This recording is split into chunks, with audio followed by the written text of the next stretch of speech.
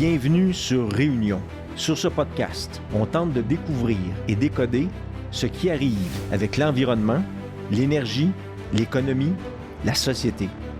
Ensemble avec des scientifiques, des experts, des leaders, nous aurons la perspective nécessaire pour comprendre comment tout est relié, quelle direction nous pouvons prendre et comment y parvenir, comme société, comme individu. Je suis Sylvain Morneau, vous écoutez Réunion. Bonjour Jean-Pierre Dubé. Bonjour. Ça fait longtemps que je prévoyais une rencontre de ce calibre-là. J'ai pas fait beaucoup de podcasts dans ma vie, mais en fait, c'est un peu toi que je cherchais. Parce qu'il y a des connaissances que j'ai développées à travers les années. Et puis, ces connaissances-là m'ont amené à me sentir comme une espèce de mission ou d'engouement ou de nécessité de faire quelque chose avec ces connaissances-là. Puis ça se transforme en podcast, finalement. Alors, j'ai déjà eu d'autres invités intéressants. Mais aujourd'hui, tu es avec moi. D'abord, je dois dire qu'on s'est rencontrés pour un souper pour faire un peu de ménage ou d'éclaircissement. Et puis, on va replonger dans ce qui nous amène aujourd'hui. C'est des enjeux de société, en réalité. C'est l'avenir un peu de l'humanité. Je veux pas que ce soit trop lourd, alors regardons ça léger. Mais en même temps, le sujet risque d'être dense. Je ne sais pas comment il va se développer. Je ne sais pas combien d'épisodes il pourrait y avoir, même avec toi, ici ou ailleurs. Mais c'est sûr que je me vois plus en relation avec toi. Je ne sais pas si le mot égal à égal peut être relativement juste, là, mais de façon à pouvoir participer comme une goutte d'eau dans l'océan à cette vague-là qui nous émerge un petit peu. Alors donc, Jean-Pierre Dubé, je vais te laisser te présenter. Ça va peut-être être la meilleure façon de t'introduire. Donc, oui, Jean-Pierre Dubé, 63 ans, originaire de Rimouski, ingénieur de formation et consultant depuis janvier 90, consultant en management. Donc, peut-être expliquer un peu mon parcours. Donc, des études collégiales en électronique. À l'époque, je m'intéressais beaucoup à la technologie, comme tous les jeunes. La technologie est toujours attirante. Donc, études au cégep en technologie, avec une spécialisation en ordinateur et automatisme. On était au balbutiement là, des premiers ordinateurs et de l'automatisation. Par la suite, études à l'école de technologie supérieure à Montréal, faire un baccalauréat en technologie, toujours spécialisé en technologie des ordinateurs. Et à la fin de ce premier parcours-là, à travers des stages aussi faits dans le domaine de l'aviation, c'est CAE. À l'époque, on parlait de CAE électronique, qui fait des simulateurs d'avions d'énergie nucléaire et d'énergie électrique.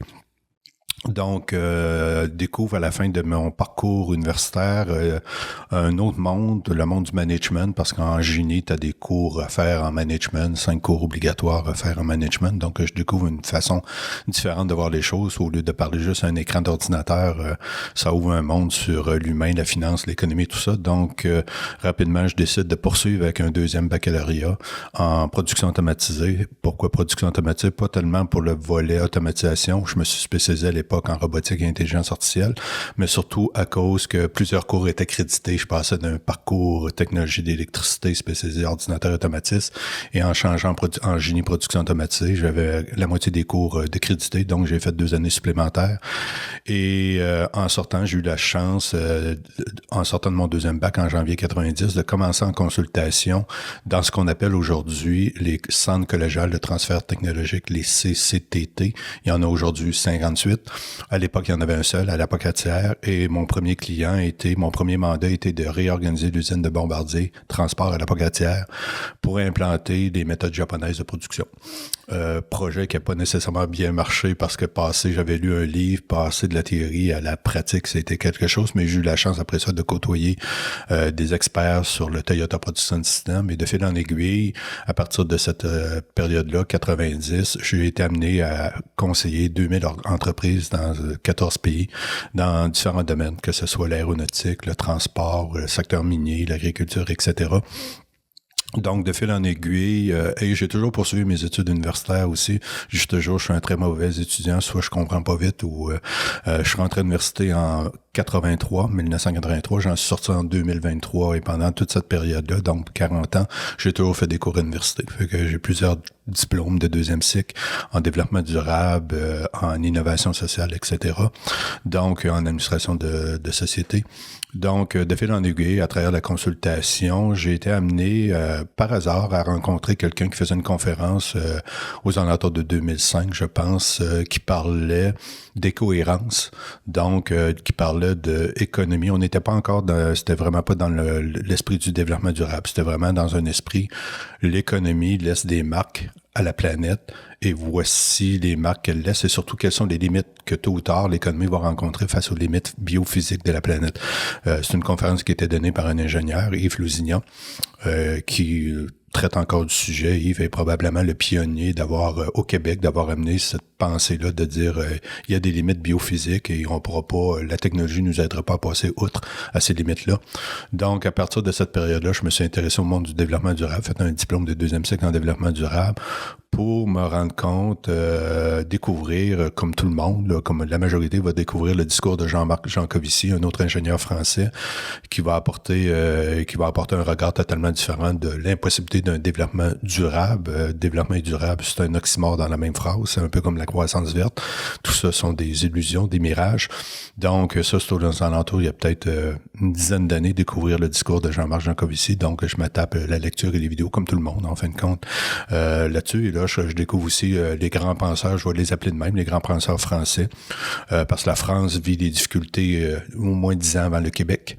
Donc, les Arthur Keller de ce monde, etc., là, qui apportent une pensée différente. Donc, c'est là que je vais creuser beaucoup, de plus en plus.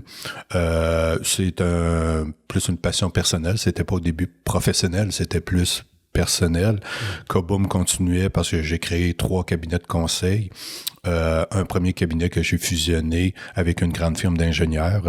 À la mi-trentaine, je suis devenu un actionnaire important d'une grande firme d'ingénieurs conseil au Québec. Je suis resté 2 ans parce que c'est une très mauvaise période économique. La firme en question perdait des sous. Je n'étais pas habitué à perdre de l'argent, donc j'ai quitté pour me joindre à un autre cabinet comme associé. Cabinet qui a été acheté par une firme japonaise quelques années plus tard pour créer Cobum en 2010. Donc, Cobum, au départ, on se concentrait vraiment... Au départ, c'était uniquement de l'excellence opérationnelle avec le secteur manufacturier à 100%.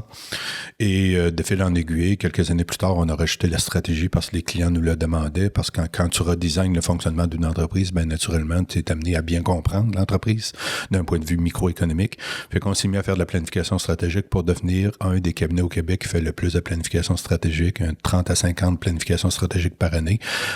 Beaucoup avec le monde de la PME, aujourd'hui beaucoup avec le monde municipal. Donc, excellence opérationnelle amène à la stratégie. Après ça, le design organisationnel, parce que l'excellence opérationnelle passe par l'humain. Donc, ça m'a pris 20 ans comme ingénieur à comprendre que l'humain était important, en fait même dominant, même c'est le facteur le plus important. Ça a pris 20 ans. Ça, je suis peut-être pas bon étudiant ou je comprends pas vite, mais fait que il a fallu que je comprenne que l'humain est important. Fait que le design organisationnel est devenu un des piliers, un des 3 piliers de Cobum. Et en parallèle à ça, à partir de 2021, j'ai commencé à faire des conférences, vraiment plus passion personnelle. C'était pas dans le but de nourrir Cobum ou faire des mandats chez Cobum. C'était dans le but, justement, un peu comme toi, de partager la connaissance, parce que je me suis tapé peut-être 20 000 heures de lecture et de vidéos lorsque j'ai découvert les limites à l'économie. Fait que ça n'a pas été fait sur un coin de table. J'ai été beaucoup en France, encore une fois, rencontrer et parler aux penseurs. Et tout ce qui est aux États-Unis, en France, parce que c'est mes 2 courants d'inspiration. Un peu moins aux États-Unis, parce qu'il y a beaucoup moins de monde qui touche ce sujet-là. C'est beaucoup moins nombreux. Ils sont plus nombreux en Europe. Donc, à partir de 2021, puis toujours des conférences à l'intention des chefs d'entreprise, mais la réception était vraiment pas bonne, je vais le dire. 2021, d'expliquer aux gens d'entreprise qu'une croissance infinie, dans un monde fini, c'est impossible. Ben, ça a l'air facile à dire, ça a l'air facile à comprendre, mais dans le monde économique, on le comprend pas. Même encore aujourd'hui, il y en a qui contestent cette idée-là. La majorité des économistes contestent cette idée-là. Pour eux, la croissance infinie l'infini, elle est possible pour la majorité, alors que physiquement, c'est une impossibilité. Et depuis 2 ans, ça a été vraiment plus intégré dans l'offre de services de Cobham parce que la réception, on a développé le monde municipal et dans le monde municipal, l'acceptation qu'une croissance infinie est impossible, c'est vraiment généralisé. C'est accepté. Dans le monde économique, ça ne l'est pas encore. Okay. Dans le monde économique, c'est encore un sujet même tabou et c'est pas encore accepté parce que c'est un paradigme qui est encore enseigné dans les universités. Et c'est vraiment le paradigme, c'est que si je ne crois pas comme entreprise, je meurs. C'est vraiment une pensée dominante qui est encouragée par les grandes institutions financières, qui est encouragée par le gouvernement. Donc, on est encore dans un monde d'illusions. Là. Alors que dans le monde municipal, les contraintes, on les vit au quotidien. Là, on n'est pas capable de réparer la route parce qu'on n'a pas d'argent. On n'a pas d'argent parce que les revenus de l'économie n'est pas suffisamment forte. Dans le monde municipal, c'est accepté. Dans le monde, parce que les conséquences sont vécues au quotidien. Dans le monde des entreprises, ça commence là, surtout avec l'élection de Trump qui accélère certains facteurs de la métacrise. Trump n'est pas la cause de nos difficultés actuellement. Trump est uniquement un accélérateur. Donc, depuis environ 2 ans, je dirais que le discours des limites à la croissance, donc ces limites-là qui sont des limites physiques et biophysiques et même chimiques, sont de plus en plus intégrées dans nos mandats chez Cobham. Je dirais presque à 100% dans le monde municipal et peut-être à 20% dans le monde des entreprises privées. Puis là, qu'est-ce qu'on fait avec ça maintenant qu'on a un travail à faire avec les compagnies, les municipalités, les MRC, disons? Il y a un développement quand même qui se fait. Tu as mentionné le mot métacrise. Peux-tu nous expliquer un petit peu qu'est-ce que ça signifie? Ben, la métacrise, c'est qu'on a tendance, l'humain a tendance à prendre des problèmes complexes et à vouloir les décomposer en petits blocs pour apporter des solutions. Parce qu'on est toujours dans un mode de solution. Problème égale solution. Il y a des tendances lourdes, on va appeler ça les tendances lourdes, qui se déroulent depuis, je dirais, depuis la Deuxième Guerre mondiale, parce qu'on a eu une explosion économique, ce qu'on a appelé la période des 30 glorieuses de 1946 à 1975, où on avait une croissance économique moyenne de 5% par année, ce qui veut dire qu'après 14 ans, je double la taille de l'économie, ce qui veut dire que de la planète, j'extrais le double d'énergie fossile, par exemple, ou le double de ressources naturelles pour soutenir la production. Donc, une grande période de croissance économique et cette grande croissance économique-là, elle a aussi des externalités, des effets néfastes. Donc, la pollution, si on double à tous les 14 ans la production, ben naturellement, la pollution, linéairement, va suivre, c'est corrélé, la pollution va doubler. Même chose pour les gaz à effet de serre, donc parce que l'économie, c'est un système énergétique avant tout. L'économie, c'est pas un système financier, ce qui maintient l'économie. Le dollar, on peut l'imprimer à la guise, c'est une invention humaine, mais l'économie, avant tout, c'est un système énergétique. Et 82% de l'énergie qui active l'économie, oui, il y a de l'électricité, avec les barrages hydroélectriques, avec des centrales d'énergie nucléaire, etc., éoliennes, panneaux solaires, mais il reste qu'aujourd'hui encore 82% de l'énergie est de nature fossile. Le gaz, le charbon et le pétrole. Principalement le pétrole, qui est l'énergie roi, qui permet la mobilité aux 4 coins de la planète, qui est des biens et des personnes. La métacrise, ben, c'est tous les effets néfastes causés par cette activité économique-là. Donc, que ce soit les émissions de CO2, que ce soit la pollution chimique, que ce soit dans les sols, dans l'air ou dans l'eau, les pollutions matérielles, donc les dépotoirs au Québec qui sont pleins, qui débordent, où on ne sait plus où on en mettre. Donc, on en brûle une partie, donc ça aide pas à la pollution atmosphérique. Donc, c'est tous ces éléments-là qui sont pas considérés dans les modèles de développement économique. C'est des externalités qui sont repoussées, mais qui apparaissent dans aucun état financier. Fait que la métacrise, c'est des crises qui sont tous simultanées, qu'on a l'habitude à traiter individuellement. Prenons par exemple les changements climatiques. Aujourd'hui, dans tous les territoires du Québec, dans toutes les municipalités, on fait des plans climat en traitant juste le volet climat. Pourtant, le volet climat est directement lié à l'activité économique. Donc, on remet pas en question l'activité économique qui, elle, génère, qui utilise du pétrole, entre autres, ou des énergies fossiles pour faire mon activité économique, qui, elle, génère des CO2, mais on essaie de trouver des patchs au niveau des changements climatiques et de plus en plus, on parle d'adaptation. On a quasiment laissé tomber l'atténuation. On parle d'adaptation en disant, c'est peine perdue, l'atténuation, fait que travaillons sur l'adaptation. Mais les changements climatiques ne sont pas un problème, sont un symptôme T'sais, la métacrise, c'est il y a beaucoup de problèmes simultanés qui nous apparaissent. On a tendance à les prendre un par un. C'est un peu, par analogie, quelqu'un qui a un cancer généralisé, tu vas chez le médecin puis il dit, ton mal de tête que tu as, prends un Tylenol puis ça va passer. C'est un peu ça qu'on fait aujourd'hui. Donc, on traite problème par problème sans comprendre les interrelations de tout ce qu'on va appeler ces tendances lourdes-là. Une tendance lourde qui est quand même assez profonde aussi. Le PIB réel, donc le produit intérieur brut réel, ça veut dire sans inflation au Canada, est en diminution. Le taux de croissance du PIB réel canadien est en diminution depuis 1970 au Canada. Donc, on est en moyenne pendant la période des 30 Glorieuses à 5%.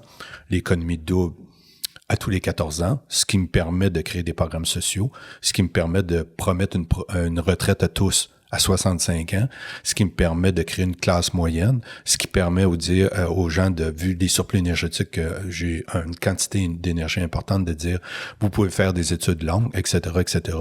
Aujourd'hui, la croissance, après les 3 années de COVID, 2 années, puis la reprise, on est au Canada un PIB réel qui est inférieur à 1,5 % et la tendance, c'est qu'elle diminue d'année en année. Si on est très chanceux cette année, en 2026, la BDC, Banque de développement du Canada, prévoyait 1% début d'année. Ça, c'était avant la guerre en Iran.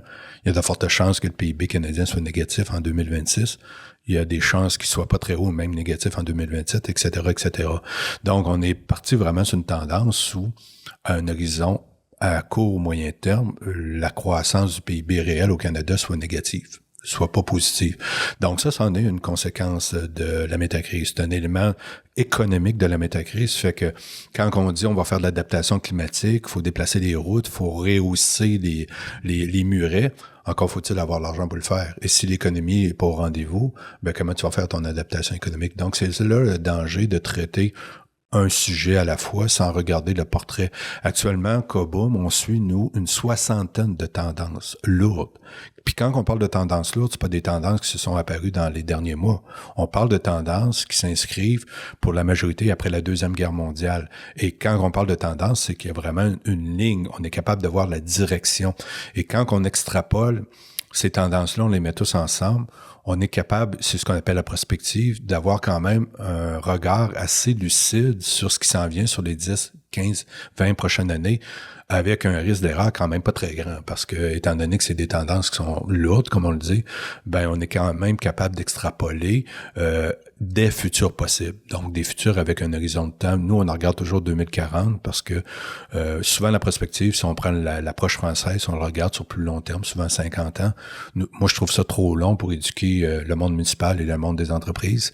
Déjà, 2040, on parle de 15 ans, mais au moins 15 ans, c'est suffisamment long, mais également suffisamment près. Prenons un exemple concret des plans climat au Québec. On parle du fameux 1,5 degrés Celsius 2050, idéalement comme cible, puis on voudrait pas dépasser 2, c'est sûr qu'on va l'avoir dépassé, le 2 degrés Celsius. Mais en 2050, le problème d'un horizon de temps trop long, ça fait comme on le vit avec le gouvernement du Québec. Là, l'économie va pas bien, Trump est pas il est pas gentil avec nous, donc on va retarder nos objectifs, entre autres des véhicules électriques, et on remettra nos objectifs quand ça ira mieux. Parce que sur 25 ans, tu dis, OK, je peux prendre une pause, puis quand ça ira mieux, dans 2 ans, dans 5 ans, dans 10 ans, c'est un peu la problématique d'avoir un horizon de temps trop long, c'est que ça te permet de rapporter les décisions courageuses ou les actions courageuses. C'est pour ça que nous, Cobum, on préfère travailler sur 2040, parce que tu peux pas te retarder trop longtemps tes décisions sans être impacté, soit dans ton modèle d'affaires si tu es une entreprise, ou soit ton développement économique si tu es un territoire, par exemple. Mais 2040, pour les entreprises, c'est le fun d'entendre, c'est plus proche, donc c'est plus concret, plus on le voit davantage, mais la réalité de 2050 ou 2100 existe quand même. Ces gens-là sont... Non, elle n'existe pas pour les entreprises. C'est ça, elle n'existe pas pour ces entreprises-là. Non, parce que... Mais on aime mieux pas en parler à ce moment-là. Exact. C'est la nature humaine. Il faut comprendre que la majorité des dirigeants, c'est un peu moins vrai ce que je vais dire, mais c'est parce qu'on est actuellement dans une grande période de transfert d'entreprises au Québec, si on parle des PME. Mm-hmm. Les dirigeants, pour la grande majorité, sont de la génération X, qui est ma génération. Donc, et dans 5 ans, la génération X, ces dirigeants-là, il en restera pas beaucoup. Il va rester des individus comme moi qui veulent pas prendre leur retraite, mais il en restera pas beaucoup. Donc, cette génération-là, eux autres se disent, dans 15 ans, 20 ans, je serai plus là. C'est pas mon problème. Fait que l'entreprise, puis les entreprises actuellement, la majorité des entreprises privées, le bénéfice net après impôt n'est pas très élevé. Hein. En moyenne, là, je vais donner un chiffre, ça dépend des secteurs d'activité, là, mais en moyenne, on dit que le secteur privé, la marge bénéficiaire nette après impôt, c'est inférieur à 5%. Ah oui.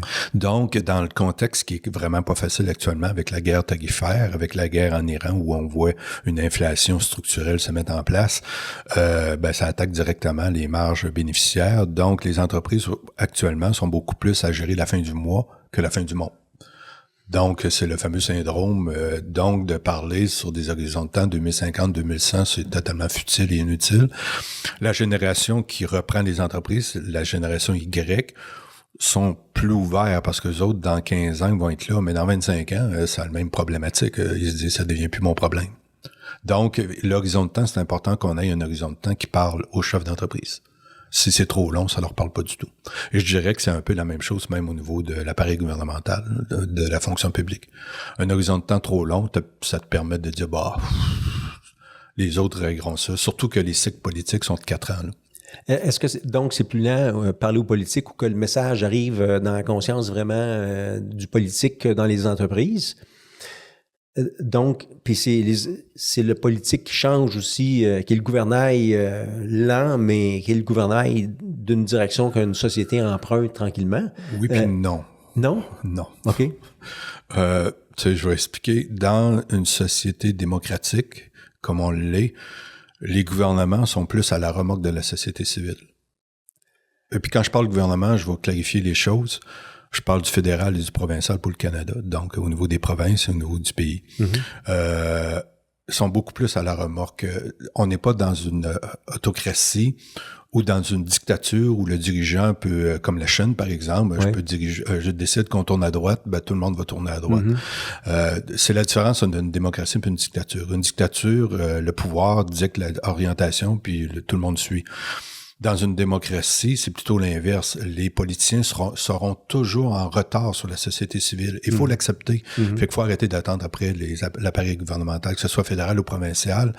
C'est pas eux qui vont créer le changement. C'est pas vrai au niveau municipal, parce qu'au niveau municipal, c'est beaucoup moins. Le jeu politique est à part des grandes villes, mais si je parle des municipalités, en excluant les grandes villes, où là, il y a un jeu, par exemple, comme à Montréal, beaucoup plus politique, mais si on parle des municipalités, des plus petites villes, le jeu politique est moins vrai et les élus sont plus près du terrain, ils font leur épicerie à la même place que leurs citoyens. Là. Fait que le jeu politique joue beaucoup moins. Donc, ces acteurs-là, au niveau municipal, le changement va provenir, ce que nous, on appelle des acteurs de terrain. Les acteurs de terrain, c'est principalement les entreprises non cotées à la bourse, toute l'économie sociale et le monde municipal. C'est eux qui vont apporter le changement. Ça sera pas le citoyen. Mm-hmm. Le citoyen, parce que malgré qu'il récupère ses feuilles puis il récupère dans son beau joli black bleu, l'impact est totalement négligeable. D'un point de vue levier, il n'y a pas de levier là. Puis c'est de mettre un poids sur les épaules du citoyen qui est déjà le citoyen aussi a le même défi. C'est la fin du mois, même la fin de la semaine, payer mon épicerie, mon loyer avant la fin du mois. Donc, de faire reposer la transformation sociétale sur les épaules des citoyens, je crois pas du tout. De faire reposer ça sur les entreprises cotées en bourse, c'est la même chose parce que je donne toujours l'exemple. Si tu as des placements financiers et en fin d'année, ton planificateur s'assied avec toi et dit « Tu as fait du moins 5% cette année, mais sois content parce qu'on a sauvé la planète avec tes placements négatifs.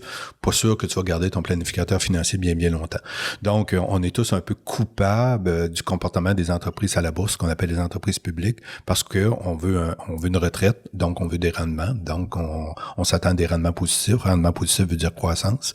Croissance qui alimente les impacts négatifs, les externalités. Et même chose pour les gouvernements fédéraux et provinciaux. Fait que les 4 couches, les gouvernements provinciaux et fédéraux, comme je disais, sont toujours en retard. Fait que d'attendre après eux, on va attendre longtemps, il n'y aura pas de changement.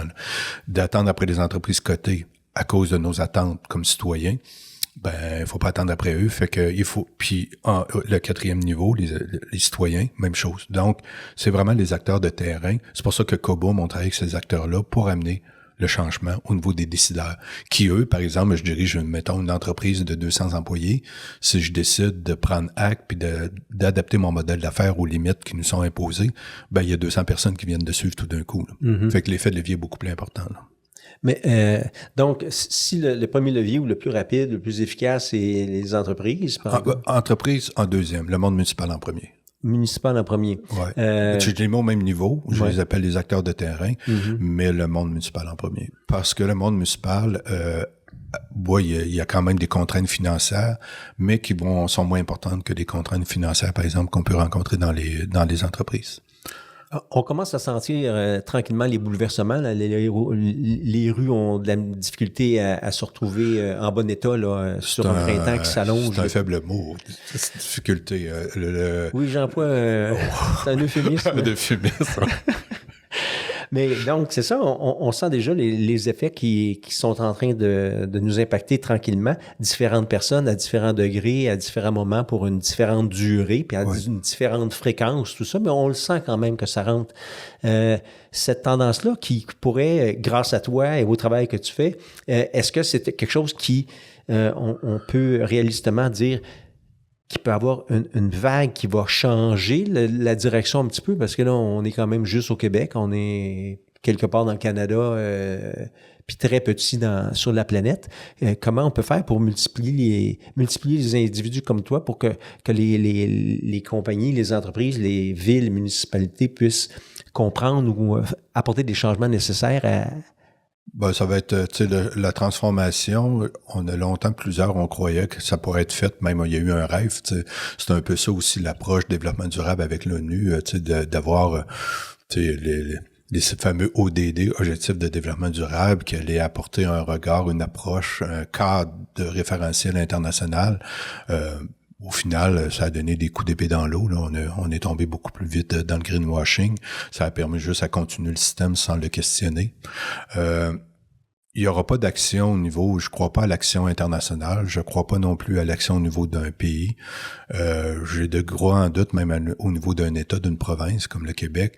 C'est vraiment au niveau des territoires. Okay. Le terrain de jeu où on peut apporter vraiment des changements pour les raisons que j'ai nommées tantôt, là, pour des raisons politiques. C'est au niveau, je parle toujours de l'aspect macroéconomique, mésoéconomique, microéconomique. Méso étant soit un secteur d'activité économique, par exemple, comme l'aluminium ou le bois, ou un territoire. C'est ce que j'appelle le niveau mésoéconomique. Le niveau microéconomique étant les entreprises individuelles. Le niveau macro étant un État, un pays. Le changement, encore une fois, le meilleur levier, c'est le niveau mésoéconomique. Fait qu'il faut qu'il y ait des individus sur des territoires qui apportent cette pensée-là, tout simplement. Quand tu donnes des conférences, j'ai eu par hasard, la semaine passée, un ami chez qui il y avait une femme qui était là, puis à qui tu as donné une conférence, ça faisait partie d'un groupe. Puis elle était bien contente qu'enfin quelqu'un apporte une information qui puisse refléter une réalité qu'on est en train de découvrir. Mais en même temps, autour d'elle, il y avait des gens qui pleuraient parce que eux autres, ça les impactait beaucoup. Ils découvraient quelque chose. La société comme telle n'est pas rendue là, encore moins que les gens avec qui tu peux côtoyer puis avoir une conversation un peu plus longue pour leur faire davantage comprendre. La société aussi, là, fait partie de la solution ou du défi à relever parce que les municipalités sont constituées de citoyens qui doivent embarquer là-dedans. Donc, il faut que ça déborde des municipalités. En passant par les municipalités. Faut que ça percole. Oui, effectivement. C'est pour ça qu'au niveau, quand on travaille au niveau d'un territoire, du monde municipal, quand je parle du monde municipal, je parle pas uniquement du monde politique ou de la gestion de la municipalité, je parle aussi des citoyens. Donc, c'est d'éduquer tous les parties prenantes clés du territoire. Donc, le monde économique, le monde social, culturel, etc., écologique. Donc, c'est vraiment toutes les parties prenantes clés d'un territoire, faut les former. Puis effectivement, la première fois tu découvres, puis j'essaie d'améliorer le discours à tous les fois, mais oui, ça crée de l'éco-anxiété ou même des pleurs. Mais pourquoi, quand tu dis améliorer, ça voudrait dire de ne pas les faire pleurer? Oui, c'est un objectif. J'ai de la misère à l'atteindre. Mais pourquoi atteindre ça? Pourquoi ne pas faire réagir? Pourquoi pas assumer? Parce que ça peut devenir un bloquant. Un bloquant. Fait qu'il faut présenter des sujets quand même assez lourds. Tu sais, quand on parle, par exemple, je vais donner l'information qui choque le plus les gens, c'est de découvrir que depuis 1970, par notre activité économique, on a tué 73% des populations de vertébrés. les membres. Je parle pas des populations pas disparues, c'est les membres de ces populations-là. Les vertébrés, c'est tout ce qui vole, tout ce qui nage, tout ce qui marche, tout ce qui rampe. 73% depuis 1970. C'est un drame. On parle de 6e extinction de masse. Quand les gens découvrent ça, parce qu'on parle beaucoup des changements climatiques, on parle uniquement de ça pratiquement. Et alors que les changements climatiques, encore une fois, j'insiste, c'est un symptôme, c'est pas une cause, premièrement. Donc, de travailler, mettre des plasters sur un symptôme, t'as travaillé, t'es infirmier, tu sais qu'est-ce que ça fait. Si je traite juste le symptôme, tu risques, la maladie risque de se propager et de se poursuivre. Ce qui arrive, c'est exactement ce qui arrive avec les changements climatiques actuellement. Mais quand je parle d'effondrement de biodiversité, c'est un choc pour tout le monde. Quand j'explique qu'on a déjà, il y a 9 limites planétaires à ne pas dépasser, une limite qui assure la vie sur Terre, puis on a déjà passé 7 sur 9, c'est un choc également. Quand j'explique que sur les 7 limites qu'on a dépassées, on a dépassé le cycle de l'eau douce, et déjà au Québec, dans plusieurs régions du Québec, on a des problèmes d'eau douce, où on doit arbitrer l'usage de l'eau douce entre le secteur agricole, le secteur industriel et le secteur résidentiel. Les gens ont de la misère à le croire, mais oui, on a des projets bloqués, des projets de nature économique, parce qu'on manque d'eau douce. C'est une réalité au Québec et pourtant on a 3% des réserves d'eau douce au monde. Mais l'eau au Québec est dans le nord, on habite au sud du Québec, donc elle est mal placée. Donc, lorsque j'explique ces éléments-là, c'est un choc pour la majorité des gens. Quand j'explique qu'on n'est plus dans des surplus, longtemps au Québec, on nous a vendu qu'on avait des surplus d'énergie électrique, alors que là, on n'a plus de surplus d'énergie, mais pas du tout. On est plutôt, on s'approche d'une problématique et c'est pas pour rien que l'énergie aujourd'hui, les blocs d'énergie au Québec sont rendus une décision ministérielle. C'est rendu le ministre de l'économie qui décide si oui ou non tu vas avoir un bloc d'énergie supplémentaire. Ça, c'est quand même un exemple assez flagrant qu'on n'est plus dans des surplus, là, quand c'est rendu que c'est le ministre qui décide de l'allocation ou pas de blocs d'énergie. Où s'en va cette énergie-là? Parce qu'on entend parler de l'intelligence artificielle qui est énergivore. Ça s'en va pas à bonne place. Puis ça, c'est pas un problème uniquement du Québec, c'est un problème mondial. Il faut décarboner l'économie. 82% de l'énergie mondiale, là je vais parler au niveau des chiffres mondiaux, 82% de l'énergie qui active l'économie, c'est de nature fossile, gaz, charbon, pétrole, comme je l'ai dit tantôt. Les nouvelles énergies qu'on développe, l'énergie renouvelable ou nucléaire, donc je vais calculer en joules, les nouveaux joules d'énergie devraient servir à décarboner les énergies fossiles que j'utilise, sauf que lorsque je construis, mettons, un parc éolien, que j'emprunte, parce que ce soit le privé ou le gouvernement, j'ai un emprunt pour bâtir ce parc éolien-là. Donc, c'est un actif que je finance. Ben, cet actif-là, je dois générer de nouvelles activités économiques pour payer. Si je décarbone, j'utilise ça pour décarboner des activités déjà existantes. Le rendement n'est pas le même du tout, là. Donc, la capacité de rembourser mon financement est plus douteux. Donc, et c'est pour ça que tous les énergies, on parle qu'il n'y a pas réellement de transition énergétique de commencer sur la planète. On parle beaucoup plutôt d'un empilement énergétique.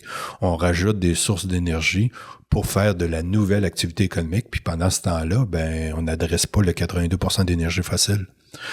On développe des nouvelles énergies, mais qui permettent de soutenir la croissance économique. On a une croissance mondiale d'environ 3% par année et une nouvelle source d'énergie, qu'elle soit nucléaire ou renouvelable, ou même on continue à développer du charbon. Actuellement, en Chine, il y a 300 nouvelles centrales d'énergie électrique alimentées au charbon qui ont été approuvées ou en construction. 300. Donc, on est loin de ralentir. On n'est pas, c'est pas un geste de ralentissement. Donc, il n'y a pas réellement. On parle de transition énergétique, mais on devrait plutôt parler.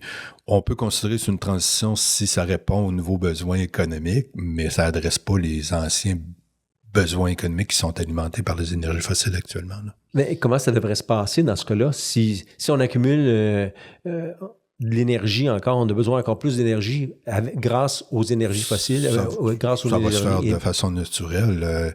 On approche le pic de production du pétrole brut, puis on va le découvrir là, tout le monde au niveau mondial. Si le détroit d'Ormuz n'est pas ouvert cet été, on va découvrir à l'automne qu'est-ce que ça veut dire. Un pic de production de pétrole brut, on va le découvrir assez violemment. Puis si à la fin de l'année, c'est pas encore ouvert, ça va être encore plus violent. Au niveau que ce soit des coûts puis de certaines pénuries. Donc, la contrainte énergétique est en train d'apparaître.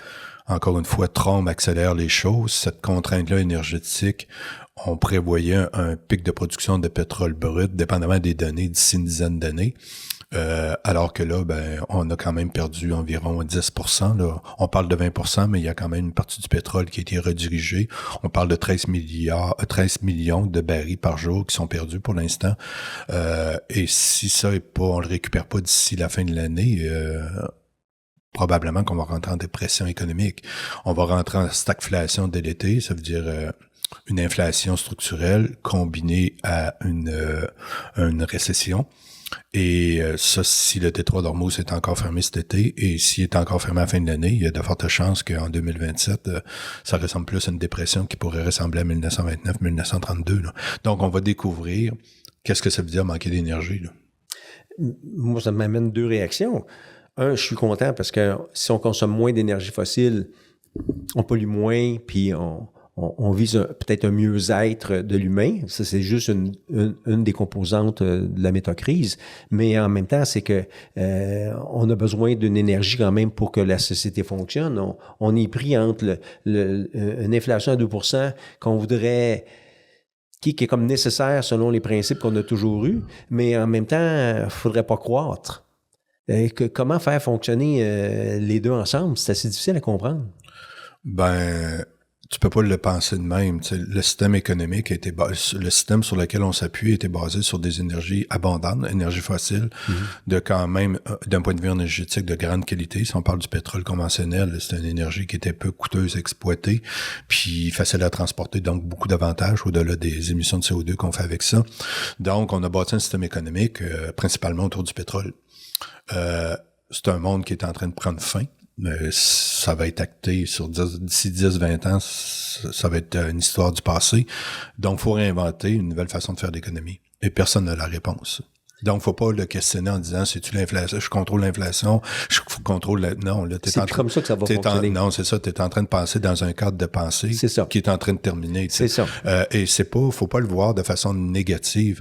Il y a des grands cycles, les historiens parlent de cycles, il y a les méga-cycles économiques qui ont une durée de 200 à 250 ans. On est tout simplement à la fin d'un cycle économique qui est concentré, puis les cycles économiques sont souvent concentrés autour d'un empire. Aujourd'hui, on parle de l'empire américain et les États-Unis sont en déclin depuis les années 70, depuis le premier choc du pétrole 73, avec le deuxième choc du pétrole en 78, 73 parce que les Américains ont atteint le plateau de leur production de pétrole conventionnel, puis après ça, il s'est mis à décliner. Donc, les États-Unis sont en déclin depuis une cinquantaine d'années.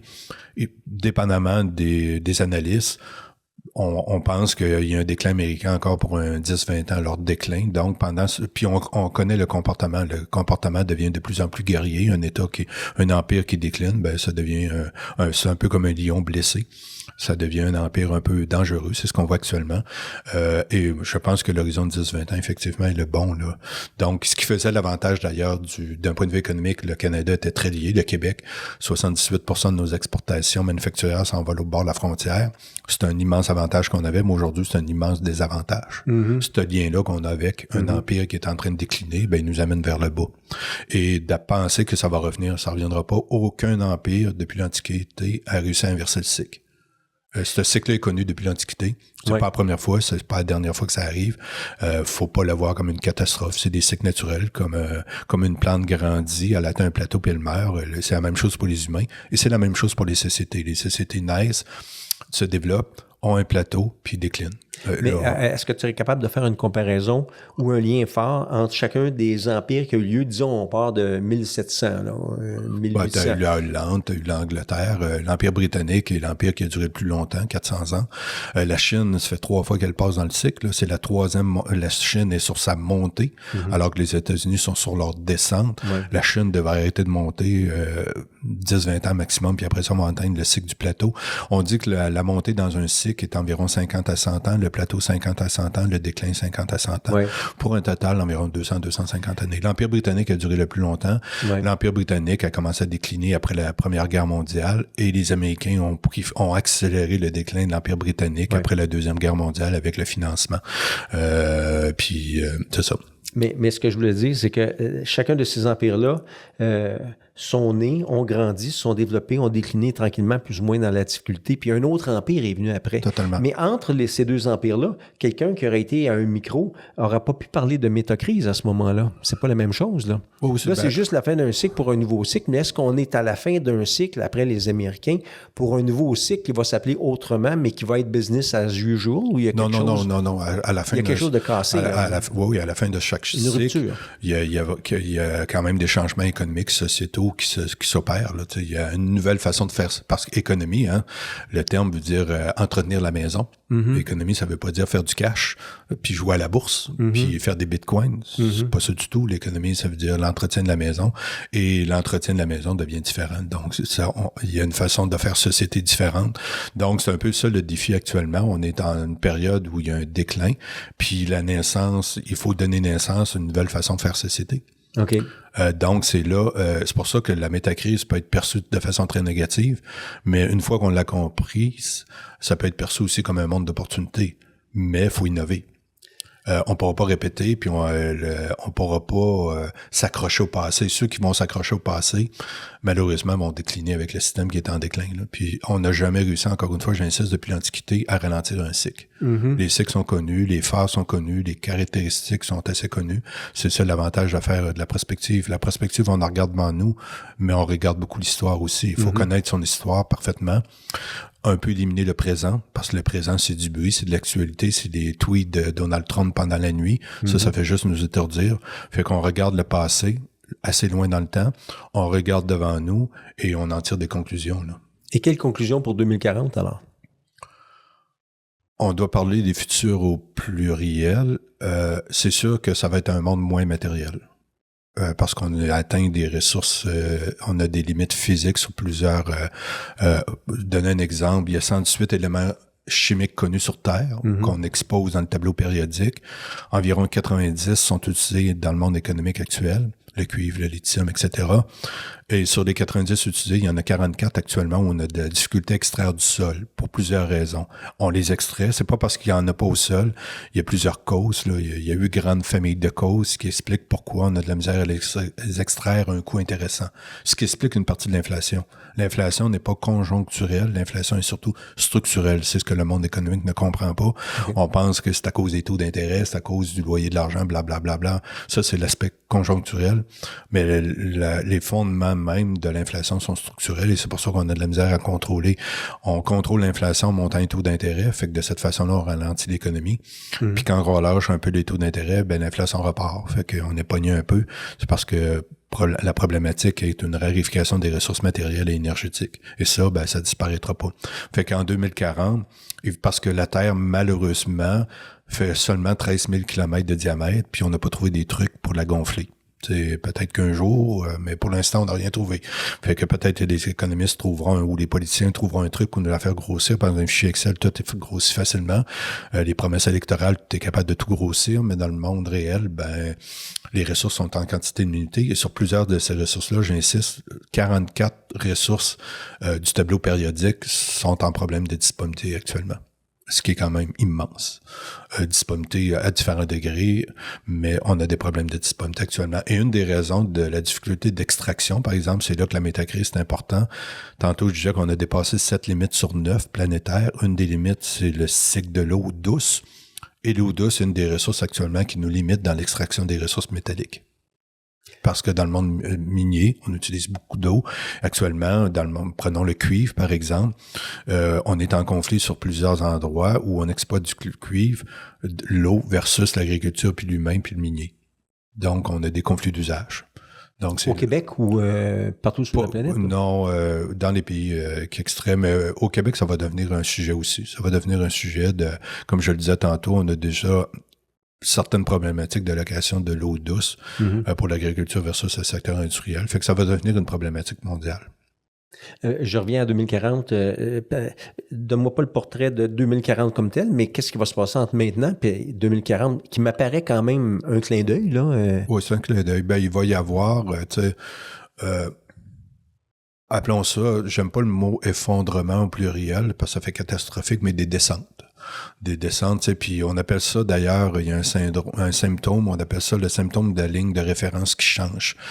Exemple, un enfant qui naît aujourd'hui découvre un monde où il y a beaucoup moins d'insectes et d'animaux sauvages qu'en 1970. Mais il n'en fera pas un cas, cet enfant-là, il naît parce que c'est ça sa référence. Aujourd'hui, un jeune qui apprend à conduire dans le Grand Montréal, il trouve ça normal d'avoir des nids de poules qui sont gros comme des éléphants. Puis il apprend à faire du Gilles Villeneuve, à contourner, parce que c'est ça son référentiel. Moi qui est né en 62, c'est pas mon référentiel. Je suis pas habitué à avoir des trous de cette grosseur-là dans les rues. Donc, on s'habitue à la dégradation du monde physique et de tout ce qui nous entoure, ce que soit la qualité de service, au niveau des produits et services, même au niveau des services, il y a une dégradation de la qualité de tout ce qui nous entoure, que ce soit l'environnement bâti, l'environnement naturel ou les produits et services qu'on consomme, sont de moins en moins durables. Les produits qu'on achète sont de plus en plus cheap. Un électroménager, aujourd'hui, t'es content s'il a duré 5 ans. Mes parents qui ont acheté leur électroménager, ils sont morts avec. Ils se sont mariés avec, ils sont morts avec. Là. Ils n'en ont jamais eu d'autres. Alors qu'aujourd'hui, t'es heureux s'il a fait 5 ans parce qu'il y a toujours un bidule électronique qui va planter. Fait qu'on s'habitue à la dégradation. Fait qu'il y a une dégradation qui est déjà fortement commencée, qui va s'accélérer sur tous les volets, que ce soit la qualité de la nourriture, la disponibilité, et certains parlent d'effondrement, mais parlons de micro-effondrement, c'est à petit pas, puis on va se rendre de même jusqu'en 2040, avec un monde qui va être beaucoup moins matériel. Mais est-ce que ça fait de nous des gens plus malheureux? Si la personne est très matérialiste, oui. Si la personne n'est pas matérialiste, peut-être que non.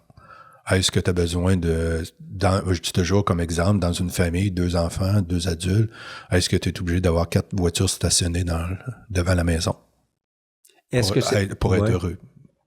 Ben, si tu réponds à la question, est-ce que tu penses, parce que c'est sûr que pour quelqu'un qui naît aujourd'hui, il va être habitué dans 20 ans à avoir moins, le référent n'est pas le même que toi et moi, mais il y a une limite au référent quand même qui peut apaiser une résilience ou une acceptation d'une réalité qui va se passer à ce moment-là. Il peut y avoir des nids de poules qui grossissent, mais il y a des choses qui peuvent changer plus grave, plus conséquentiel, qui fait que l'acceptation sociale est pas au rendez-vous, là. Ben, il n'y aura pas d'acceptation. L'acceptabilité sociale, je veux dire, des problèmes vont arriver. Ouais. Étant donné qu'on parle de, nous, comme je le disais, on suit 60 tendances lourdes. Les tendances lourdes vont arriver, qu'on le veuille ou pas, parce qu'on prend aucune décision là-dessus. Là. On n'a pas pris depuis 50 ans. Pourtant, ces tendances-là sont là depuis longtemps. On n'en prendra pas plus. D'ailleurs, on fait l'inverse actuellement. On voit bien qu'on recule sur la plupart des décisions courageuses qu'on devrait prendre. On voit pas le courage qui est vraiment pas présent parce qu'on essaie de poursuivre le système. On essaie de continuer le système actuel sans vraiment le questionner. Fait qu'on va subir les impacts des tendances. Donc, c'est pas une question d'accepter, tu vas le subir. Fait que tu n'auras pas le choix. Soit tu t'adaptes ou tu vas souffrir. Fait qu'il n'y a pas la notion d'accepter. Oui, c'est ça. Mais tu vas souffrir, tu vas t'adapter ou tu vas l'accepter. Mais il y a une partie de la population qui, on voit pour des petits problèmes de hauteur du clôture du voisin qui sont pas capables d'accepter ça, puis ils montent dans les clôtures. Quand les problèmes vont être plus graves, c'est des gens qui vont se rebeller. Il me semble que ça effrite la cohésion sociale quand il y a des problèmes comme ça. Ça peut être vrai oui, mais il y a des pays qui vont être pires que d'autres, qui vont le faire avant, qui vont nous servir d'exemple. Les États-Unis, entre autres. Donc, lorsqu'on va regarder ce qui se passe aux États-Unis, ça va peut-être nous éduquer à dire de réagir de façon différente. Ah. Ouais. Qu'est-ce qui va se passer aux États-Unis? Ben, les États-Unis sont un pays en déclin, c'est un pays qui est en faillite technique, ce qui explique leur comportement actuel au niveau mondial, au niveau des partenaires, dont le Canada. Donc, c'est une grande crainte aux États-Unis actuellement lorsqu'on regarde les think tanks, donc les laboratoires d'idées américains qui sont dans les grandes universités américaines, que le gouvernement Trump essaie d'attaquer d'ailleurs, pour ces raisons-là.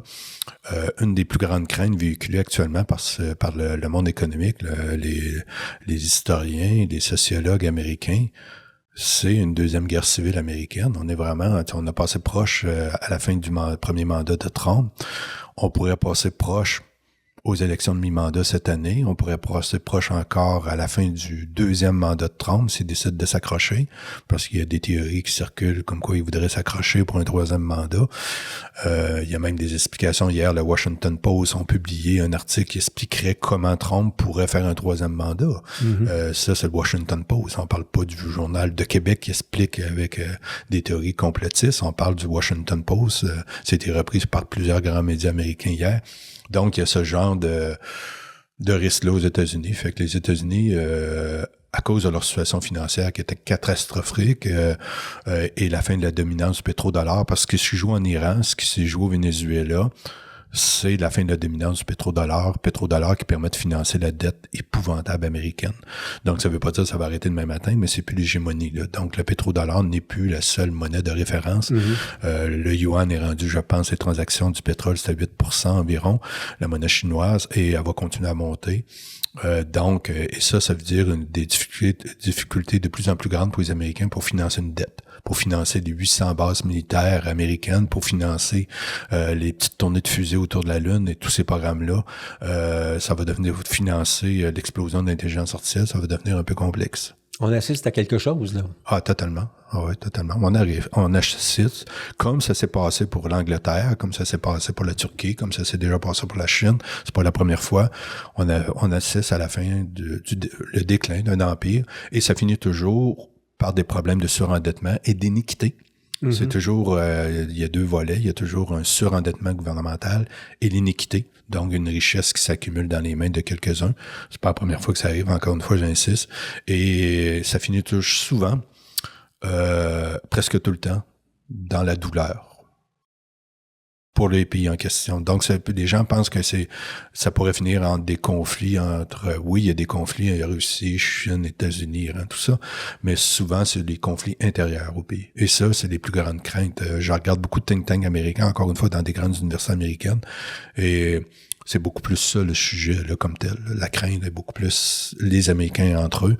Faut quand même penser qu'il y a 360 millions d'Américains, 430 millions d'armes militaires aux États-Unis. On a 430 millions d'armes militaires aux États-Unis. Je parle pas de fusils de chasse. Je parle d'armes militaires. Ouais. Ce qui est une folie furieuse, ça. Mais peut-être que c'est une bonne chose que les Américains se tassent un petit peu, puis que l'hégémonie américaine ils se sur la tasseront planète... pas, parce qu'un État, tu sais, Rome a fait pareil, et encore une fois, tous les États... l'empire dominant va se battre jusqu'à la toute fin, jusqu'à temps. Puis c'est le manque de ressources qui fait que ça ralentit, c'est le manque de ressources. C'est ce qui est en train d'arriver aux États-Unis, mais c'est peut-être encore un processus qui va durer 10-20 ans, là. Mais comme tout est relié, puis tout est relié partout sur la planète, ça s'en va pas vers le mieux, là. Peut-être que plus tard, dans plusieurs centaines d'années, qu'on va avoir fini avec cette économie-là, cette croissance-là. On parle pas de... Non, c'est un horizon de temps trop long, là. Encore une fois, 10-20 ans peut-être de déclin américain, et pendant ce temps-là, il y a de nouvelles façons de faire qui vont émerger, là. D'ici 2050, on va avoir quand même une bonne idée vers où qu'on s'en va collectivement en termes... Mais l'humain est très résilient, puis les nouvelles façons de faire vont se développer, sont en cours de développement, là. Sauf que personne n'est capable, on n'a pas le portrait parce qu'on bâtit l'avion en plein vol. Pendant qu'il y a un avion qui crache, on est en train d'en bâtir un nouvel. Fait que, et la réponse, on va l'avoir dans 20 ans, dans 30 ans, on va regarder en arrière de nous, puis on va dire, OK, voici les changements qui se sont opérés, là. Fait que, il faut pas voir ça négativement, puis voir ça aussi loin dans le temps, là. Je suis assez convaincu qu'à l'horizon 2040-2050, on va avoir développé une nouvelle façon de faire économie, société, mais encore une fois, j'insiste, ça va être une façon de vivre moins riche matériellement, mais ça veut pas dire moins heureux, là. Donc, tu as confiance en cette version-là, ça veut pas dire nécessairement moins heureux, donc ça va être certainement possiblement heureux, là. L'arrivée, pour moi, va être plus heureuse, ouais. Le chemin va être plus chaotique. OK. Le chemin va être chaotique. OK. Étant donné qu'il n'aura pas été planifié, c'est ce qu'on appelle, tu sais, t'as le choix entre le subir ou le planifier, puis étant donné que on s'illusionne encore que les technologies qui existent pas, captation de carbone, intelligence artificielle, je suis ingénieur en intelligence artificielle, puis je pense pas que ça va nous sauver, là. Mais on pense, j'appelle ça le technosolutionniste va nous sauver. Ben non, le technosolutionniste fait juste accélérer la consommation d'énergie et de ressources métalliques pour lesquelles on a déjà des problèmes. Fait que ça améliore pas les choses, ça fait juste accélérer. Fait que c'est pas mauvais parce que ça accélère le changement. Au final, ça accélère le mur de contraintes qu'on va frapper, là. Donc, ça va obliger des changements plus rapides, tout simplement, là. Fait que c'est pas la technologie comme le résultat de la technologie, c'est l'usage, le développement de la technologie qui va nous faire exposer des contraintes de plus en plus évidentes, là, qu'on connaît déjà, mais qu'on fonce plus rapidement dans le mur avec ça. Là. Mais on entend aussi de l'intelligence artificielle qui va ou faire perdre des emplois ou créer des nouveaux emplois. C'est vrai dans les deux cas. Il faut faire attention. Dans toutes les révolutions, on qualifie qu'on est dans la 4e révolution industrielle. La première qui a pris naissance en Angleterre avec les métiers à tisser. Surtout la machine à vapeur alimentée par le charbon. On a mécanisé le travail physique, les chemins de fer, après ça, les machines à tisser. Les tisserands, les artisans ont perdu leur emploi sur un horizon de 50 à 80 ans. Là. Donc, les emplois ont été détruits sur 50 à 80 ans et ça a pris 150 années environ pour recréer des nouveaux emplois. Donc, les artisans pour lesquels j'avais tué le travail, ça a été jusqu'à la 2e révolution du début du 20e siècle avec le pétrole. Puis là, on est passé de la machine à vapeur à la machine au pétrole, les véhicules, etc. Donc, les emplois ont pris le double du temps. Fait que à se recréer. Et c'était vrai parce qu'à la 2e révolution industrielle, on a commencé à détruire l'emploi agricole. On a mécanisé le travail au champ avec les tracteurs. Donc, l'emploi agricole a diminué. Et c'était jusqu'à la 2e guerre mondiale pour récupérer les emplois. Donc, oui, il y a destruction d'emplois. La destruction est habituellement 2 fois plus rapidement que la recréation d'emplois. Mm-hmm. Donc, mais toutefois, il faut comprendre qu'on a commencé par mécaniser le travail physique avec la vapeur, après ça avec le pétrole. On a continué après ça. On a commencé la 3e révolution industrielle avec l'automatisation, l'apparition des premiers ordinateurs personnels, les automates programmables en usine, les robots en usine. Donc, on est dans le monde numérique. On fait naître la 3e révolution dans les années 80-90. Aujourd'hui, puis c'est encore une partie... On a mécanisé première révolution industrielle, mécanisation du travail. 2e révolution industrielle, mécanisation du travail. 3e révolution, automatisation du travail. Mais on est toujours sur le travail physique. 4e révolution industrielle, on automatise le travail intellectuel. Quelle va être la recréation d'emploi? Oui. Comprenez-vous? C'est parce que première révolution, la partie, si je pars de la première révolution industrielle, le travail intellectuel est à hauteur de 20% environ. Même chose pour la 2e révolution, 80% était manuel.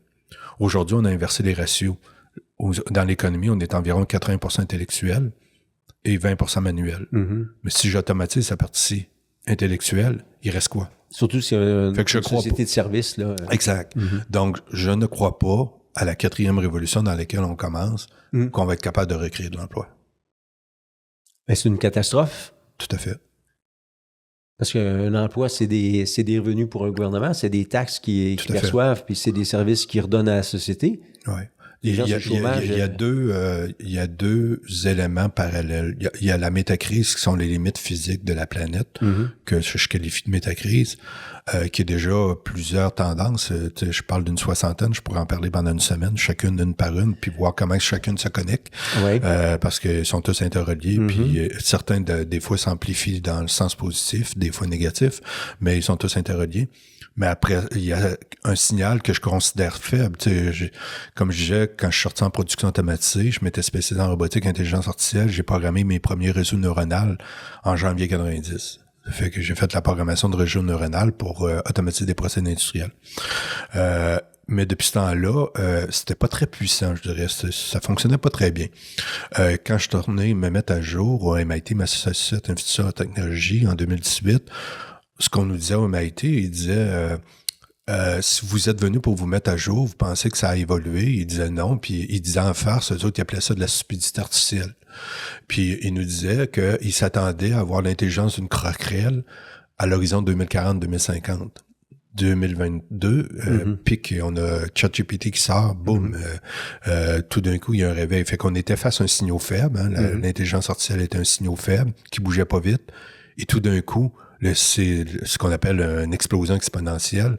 On prend la courbe et là, semblerait qu'on a un doublement de la capacité d'analyse. On est au 7 mois actuellement, puis on s'attend qu'en 2026, l'intelligence artificielle double de puissance d'analyse aux 4 mois. Si on prend la loi de Moore dans les semi-conducteurs, on double le nombre de transistors sur une puce silicium aux 18 mois. Donc, la capacité de calcul double aux 18 mois avec les semi-conducteurs, qui est un monde physique, alors que dans le monde numérique, l'intelligence artificielle, on devrait finir en 2026 avec un doublement de la capacité à 4 mois en 2026, à la fin de l'année. C'est extraordinaire. Extraordinaire, c'est épeurant. Là. Ouais. Donc, il y a cet élément-là qui vient se rajouter. Puis moi, aujourd'hui, je l'intègre dans la métacrise. Mais avant ça, c'est un signal faible que je traitais à part. Oui, c'est ça. Je le suivais, ben, je me disais, par un intérêt personnel uniquement, je suivais ça. Ben, j'ai étudié là-dedans. Je me disais, j'ai fait des projets qui étaient plutôt, je trouvais même moi-même plutôt décevants, parce que c'était vraiment décevant là, comme résultat qu'on obtenait. Et aujourd'hui, je me dis, ouf, comment j'intègre cette destruction de l'emploi-là, puis là, on parle des robots humanoïdes que Tesla a annoncé il y a 2 semaines, Elon Musk, que Tesla n'est plus une compagnie d'automobile, c'est une compagnie de robots. Pour lui, l'automobile est rendu un robot sur 4 roues, et à terme, à court terme, plus de robots humanoïdes vont être fabriqués par Tesla que de voitures, très rapidement. D'ici 3 ans, ça va être acté. Donc, des robots humanoïdes, on nous promet des premiers robots à 20 000 US. À 20 000 US, puis si on a vu la performance des robots lors de la démonstration chinoise cette année, si on a la même dextérité, ça veut dire que dans nos usines et dans les hôpitaux où tu as travaillé, on pourrait mettre, je prends un employé qui me coûte 80 000 plus avantages sociaux, un auxiliaire ou un infirmier, une infirmière. Je mets un robot humanoïde à 20 000 US, la mathématique est pas trop longue à faire. Là. Donc, il y a potentiellement une destruction d'emplois massive qui arrive combinée à la technologie d'intelligence artificielle qu'on intègre à des robots humanoïdes excessivement agiles. J'y croyais pas, hein. Je suis ingénieur encore une fois en robotique. J'en ai fait dans le secteur industriel. Moi, je croyais pas à ça, les robots humanoïdes. Je me disais, merde, j'ai le temps de prendre ma retraite à 80 ans avant de voir le premier robot humanoïde servir d'un hôpital, par exemple. Et là, mon discours a changé. Je me dis, merde, il y a de fortes chances que je vois les premiers robots d'ici 2-3 ans apparaître dans les hôpitaux, là. Mais s'il y a tant d'emplois de perdus que ça aussi, ça effrite le tissu social puis la c'est plus stabilité. Que ça. C'est plus que ça. C'est que il reste qu'au final, l'économie fonctionne. On sépare toujours l'économie en B2B, business to business, puis en B2C, business to consumer. Donc, mais il reste qu'au final, l'économie roule avec la consommation, avec le citoyen. Ouais. Si le citoyen ne travaille pas, qui achète? Ouais. Donc, ça veut dire tous ces modèles d'affaires-là, incluant les Tesla de ce monde, incluant les OpenAI, les Anthropic de ce monde, leur modèle d'affaires est voué à... Si on ne trouve pas une façon de rémunérer les citoyens, leur modèle d'affaires meurt. Je veux dire, le modèle économique actuel a été basé sur la consommation du citoyen. Si le citoyen n'a plus de job, donc pas d'argent, pas de consommation, le système économique actuel... D'ailleurs, la métacrise risque d'arriver en retard là-dedans. Là. La métacrise, les éléments de la métacrise, les 60 tendances que j'ai pas vu. J'ai parlé de biodiversité, changement climatique, pétrole, la croissance qui diminue. Mais l'intelligence artificielle et les robots humanoïdes risquent d'apparaître et de nous faire subir les effets qui vont avoir un effet plus négatif sur l'économie que la métacrise. Ça va arriver avant. Les effets négatifs de la technologie, on va les subir avant les effets de la métacrise. OK, mais on peut pas intégrer l'intelligence artificielle dans la métacrise. Je l'intègre, mais tu sais, le facteur dominant, quand on fait de la prospective, t'as toujours, mettons qu'on parle d'une 60aine de tendances, t'essaies d'identifier quand même une ou 2 tendances clés. OK. Tu sais, des tendances dominantes. Il y a toujours, puis si cette tendance-là va dans une direction, va entraîner les autres tendances. OK. Donc, actuellement, il y a l'endettement américain, qui est la dette américaine, qui est une des tendances, qui pourrait être une tendance dominante. Actuellement, c'est elle qui joue beaucoup. Mais l'impact de l'intelligence artificielle combiné avec les robots humanoïdes pourrait venir la tendance dominante d'ici 2-3 ans, ou peut-être avant. Donc, mais parlons d'un horizon de 3 ans. C'est le même matin, là. C'est le même matin. Puis cette tendance-là, si les prédictions, parce qu'on est toujours dans des prédictions, mais je regarde les courbes, j'utilise beaucoup l'intelligence artificielle, on utilise beaucoup à l'interne.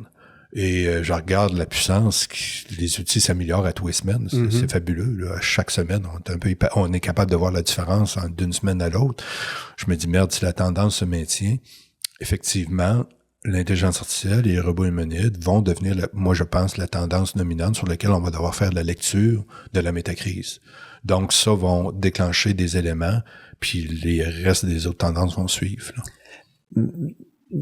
Tu dis dans le futur, on va devoir faire la lecture de l'intelligence artificielle sur la métacrise, mais Ben, moi, je le fais au quotidien. Il faut la faire au quotidien. Parce que moi, je ne pensais pas à l'intelligence artificielle non plus avant ChatGPT. Puis, 1 an ou 2 après ChatGPT, là, je me suis rendu compte que c'était pas juste ChatGPT qui était dans mon environnement, mais les conséquences des intelligences artificielles, Claude, Anthropic et on a toutes sortes Gemini, mais... On a toutes sortes de chiffres qui sont véhiculés sur l'impact. T'sais, encore une fois, il va y avoir destruction d'emplois. Dans les autres révolutions industrielles, c'est vrai, il y a eu création, mais j'insiste, la création a pris le double du temps. Ouais. Cette fois, puis la destruction d'emplois dans les autres révolutions industrielles ont été sur des grandes périodes. Mm-hmm. Ça n'a pas fait sur 3 ans. OK. Donc, grande période et... Une grande période de destruction, puis le double pour la recréation d'emplois. Mm-hmm. On était sur des horizons de temps quand même assez longs qui a permis quand même à la société. Toutefois, ceux qui perdent leur emploi sont jamais les mêmes dans lesquels qui récupèrent l'emploi recréé. Ceux qui perdent leur emploi suite à une destruction d'emploi ne sont pas les mêmes qui profitent de la recréation d'emploi. Ça, c'est important de le dire. Okay. Donc, ceux qui perdent leur emploi, c'est quand même tough. C'est une perte sèche pour la société. Non, pas pour la société, pour ces individus-là. Ben, pour les individus en particulier. Donc, les 3 autres révolutions industrielles, ceux qui ont perdu leur emploi, ils en ont souffert. Puis c'est pas eux qui ont profité de la recréation d'emplois. Ça, c'est important de le dire. OK. Au niveau macroéconomique, oui, ça semble se balancer puis même s'améliorer, mais au niveau de l'individu, c'est un drame. Ben oui. C'est un drame. Au niveau de la famille qui subit, c'est un drame. Donc ça, c'est important de dire. Les économistes ont tendance à pas le dire. Souvent des lunettes roses, mais une fois tu comprends, j'ai fait 2000 usines dans une dizaine de pays, je sais comment marche une usine. Là, je sais comment marche une entreprise, puis c'est pas vrai que si je détruis un emploi, je prends un travailleur d'usine, un col bleu, j'en ferai pas un programmeur d'intelligence artificielle demain matin. Faut arrêter de rêver en couleur. Là. Je pourrai pas reclassifier cette personne-là aussi facilement. Là. Donc, les événements vont se produire actuellement. Si on regarde les différents chiffres de destruction d'emplois, on entend tous les couleurs, là, mais réalistement, on peut penser que 30% des postes de nature intellectuelle vont être affectés d'ici 2030. Ce qui veut dire, ça veut pas dire nécessairement de disparition de certains types d'emplois, mais mettons que dans une entreprise, j'ai 10 conseillers financiers, mettons. Ben, avec l'intelligence artificielle, peut-être en 2030, un seul conseiller financier avec des agents AI va faire le travail. Donc, le rôle de conseiller financier va demeurer, mais il va y avoir 10 personnes moins pour faire le même rôle.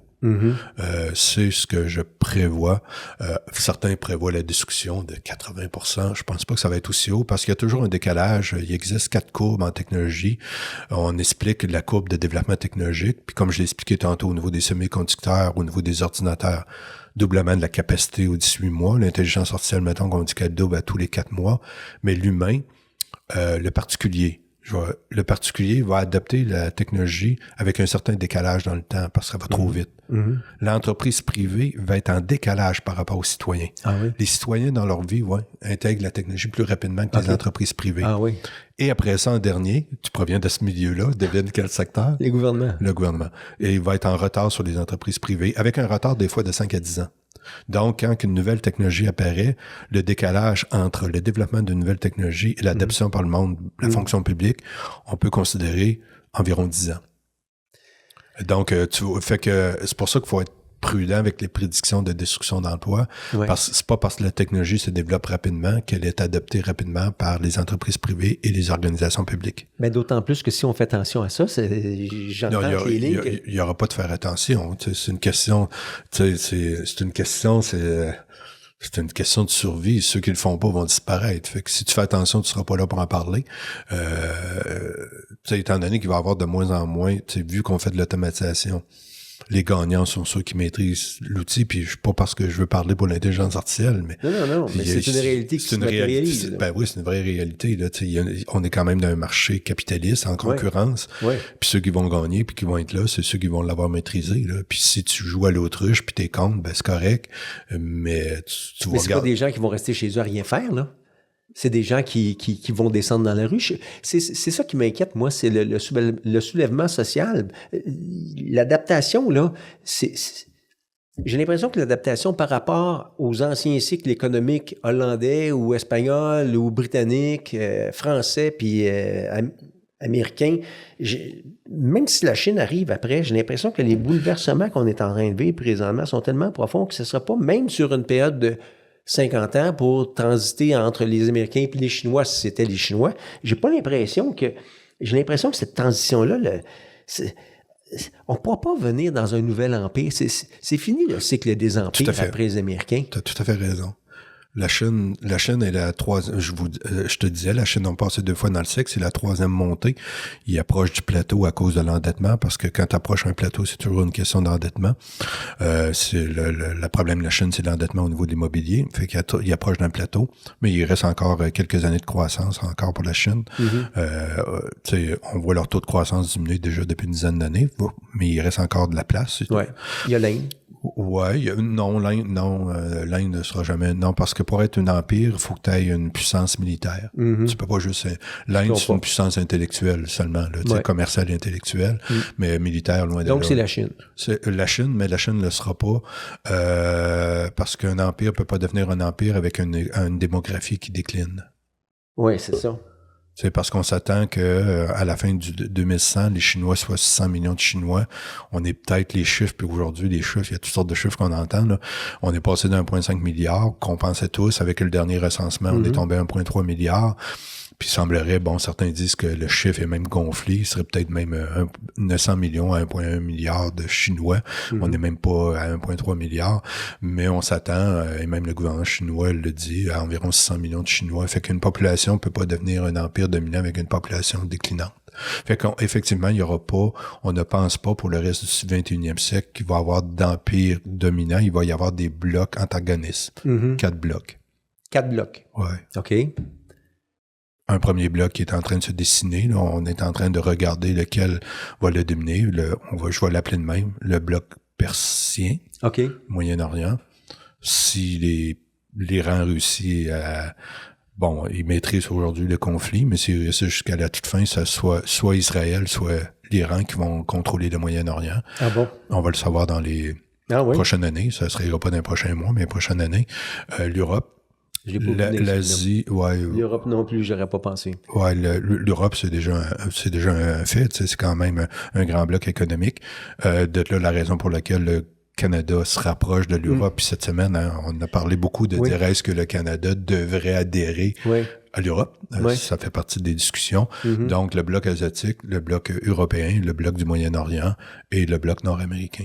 4 blocs antagonistes, où ça veut pas dire qu'on fera pas business ensemble, parce que la mondialisation a toujours existé, même à l'époque de l'Antiquité, on parle qu'environ 20% du commerce était interpays. Donc, je vais appeler ça mondial, mais c'était sur une surface beaucoup plus petite.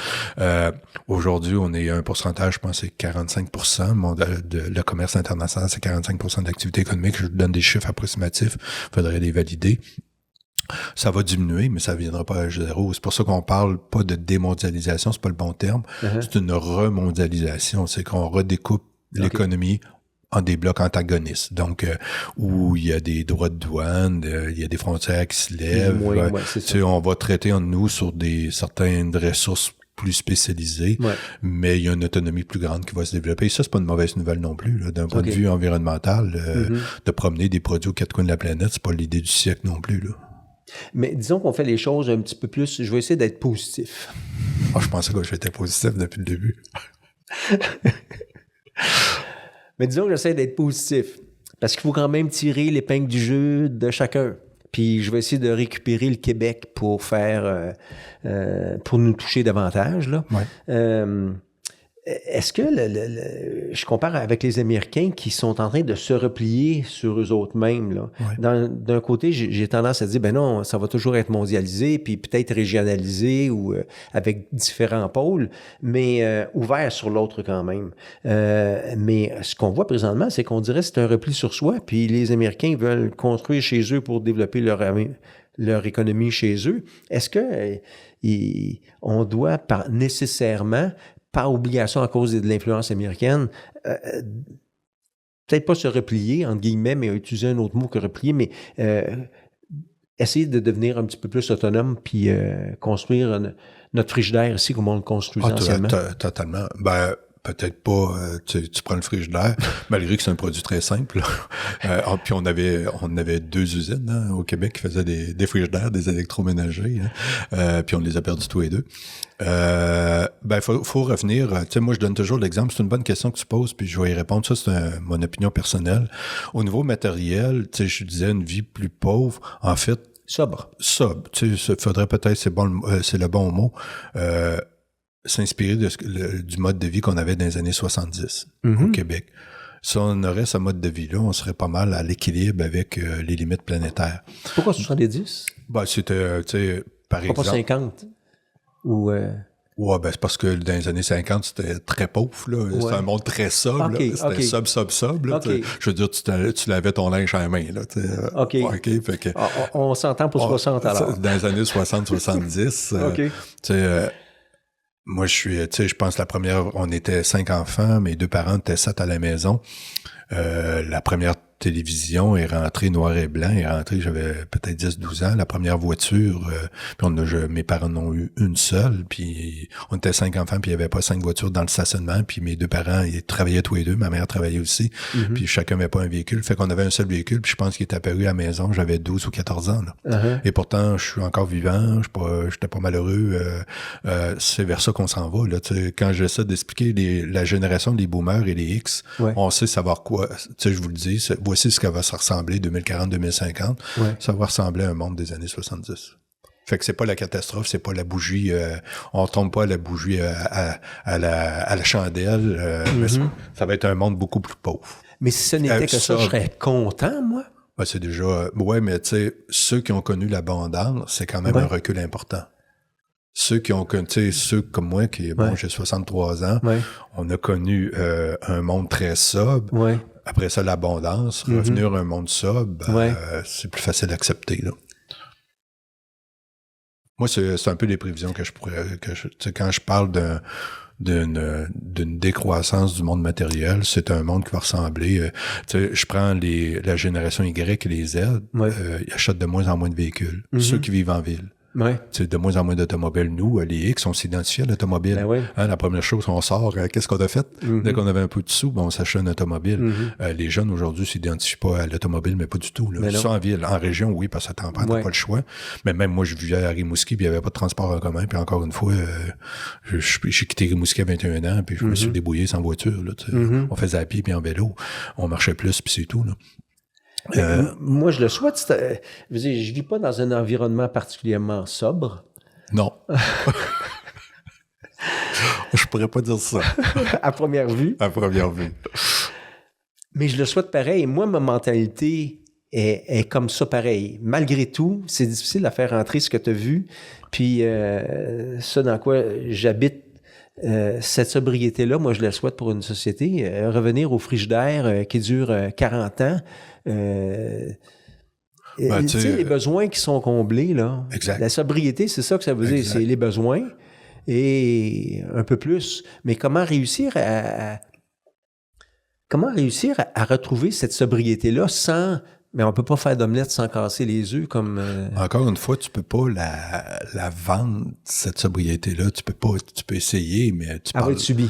Elle va être subie, c'est ça. Faut accepter, ça va être subi, là. De penser qu'on va éduquer. Tu sais, ça fait 20 ans que je fais des conférences sur le sujet.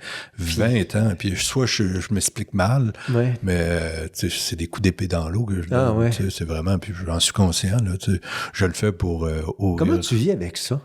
Super bien. Non, je vis bien parce que c'est la nature humaine. La nature humaine réagit face au problème. Tant que le problème... T'es zen dans cette... Oui, totalement. Paradoxe ou... Je donne toujours le pourcentage. Il y a 1 à 5% des gens qui vont prendre le message puis ils vont agir dessus. Moi, je parle pour le 1 à 5%. Puis les autres, je me dis, ils vont réagir quand ils vont subir. Mais d'un point de vue général, la société va subir. Puis c'est pas négatif de dire ça. Puis c'est notre nature. C'est la nature. Fait que ceux qui vont subir vont souffrir plus que ceux qui auront planifié. C'est un choix. Ça devient un choix individuel. Puis, c'est un choix de dirigeant d'entreprise, c'est un choix de municipalité, c'est un choix d'élus, c'est un choix. OK. Cette nature-là peut pas se civiliser ou se... On n'est pas câblé de même, semble-t-il. Le cerveau humain n'est pas câblé de même, là. Tu sais, je donne toujours l'exemple, tu as travaillé dans le monde de la santé. on est bombardé depuis notre jeune enfance de faire du sport, de bien manger, pas boire trop d'alcool, hein, pour un homme 2 verres de vin par semaine, ce qui est rien. Ça a changé, ça, récemment. Ouais. Puis combien de personnes suivent, tu sais, combien de personnes font de l'activité, mangent parfaitement bien. On est sur quelques décimales. Ben, la même personne qui écoute pas les prescriptions pour sa santé. Les podcasts. Imagine-toi qu'est-ce qu'elle va faire lorsqu'elle est en entreprise. C'est la même personne, hein, elle n'est pas différente. Si cette personne-là n'écoute pas plus les prescriptions de santé, imagine-toi que les prescriptions de la santé de la planète, ça va passer en second lieu. Là. Fait que tu sais, c'est le même individu. Moi, je dis, c'est la nature humaine qui est de même. Là. Je serais curieux de voir les gens à 50, à 60 ans qui s'entraînent encore, qui font de l'activité physique. Ça doit pas être un grand pourcentage. Ben, j'imagine que tu fais... faut quand même que tu continues à faire, si tu fais des conférences, à trouver un sens à ces conférences-là pour dire que ça va... est-ce que tu prêches pour les convertis ou tu vas aller chercher... le 1 à 5 1 à 5 5%, puis on a la gageuse. C'est l'effet de masse. Il y a certains pourcentages, puis... Oui, ça pas... je donnerais pas... Je vais dire 15%, là. Certains disent 5, 10, 15. D'avoir un basculement, ça prend... Parce que l'humain, c'est un troupeau de moutons. Hein, on va se dire les vraies choses. Là, ça prend un certain leadership, un noyau de leaders pour transformer une société. Toutes sortes de chiffres qu'on entend, là... qui sont pas nécessairement validés réellement. Là, mettons qu'on dit 15% de la société a compris le message, puis s'en va dans la bonne direction, ben le 85% va suivre comme un petit troupeau de moutons. Fait que c'est pour ça que je le fais. Je le fais pas pour le 85%, je le fais pour le 1 ou 5%, puis à force d'avoir des 1% qu'on accumule sur des décennies, hein, c'est pas ce genre, tu sais, j'ai des chefs d'entreprise qui me disent, merde, ça fait 4 fois que j'assiste à ta conférence. Je dis, ouais, t'as-tu changé ton modèle d'affaires? 4 fois tu viens, je vais te laisser ma place. La 5e fois, je m'assieds puis tu la donnes à ma place. Et pourtant, il n'y a pas encore rien fait, là. Il est toujours encore sur des vieux paradigmes économiques. Oui, là. Mais, tu sais, on vit pas aujourd'hui comme on vivait au Moyen-Âge, comme on vivait en 1900. L'humain, il y a un certain progrès au sens noble du mot progrès, là. Qu'est-ce que tu sais dire? Ouais, je suis pas sûr de ce que je veux dire. J'ai l'impression quand même que... Ou je souhaite, ou j'aimerais. Ouais, là, je tombe dans d'autres choses, là. C'est plus ça. Ben, oui, mais... Parce que tu allais me dire qu'il est mieux formé, plus intelligent, ce qui n'est pas le cas.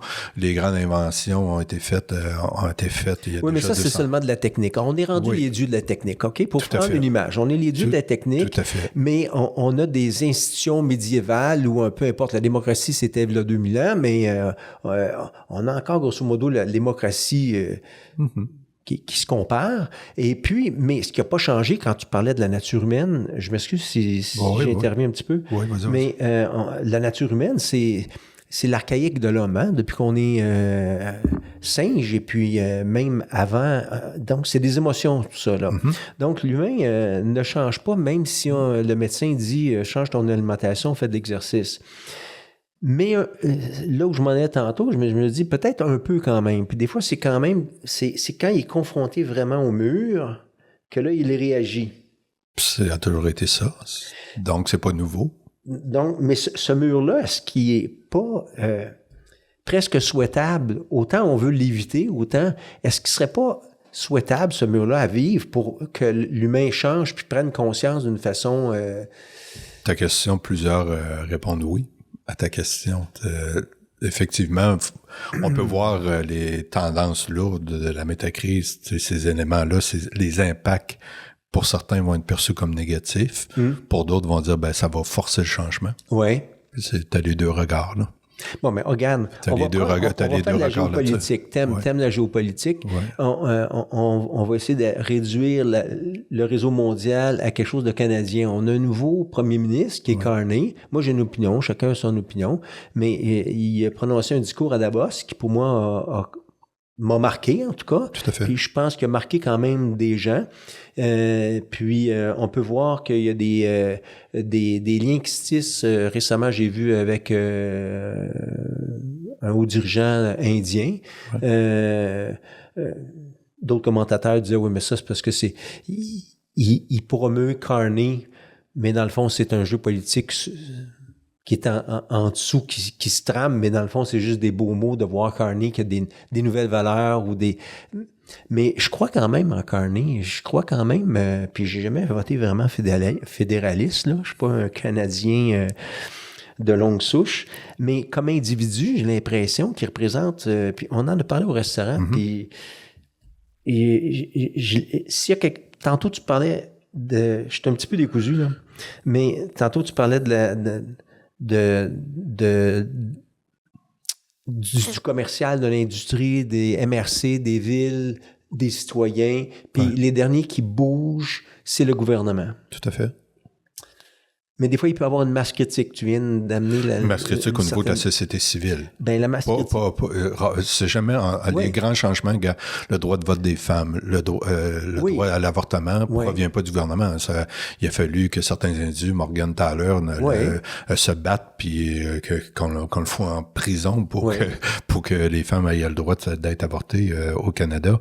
Donc, souvent... Rosa Parks, la même chose. Mais est-ce que tu sens pas que Carney sent ce vent-là de la société parce que... Pas du tout.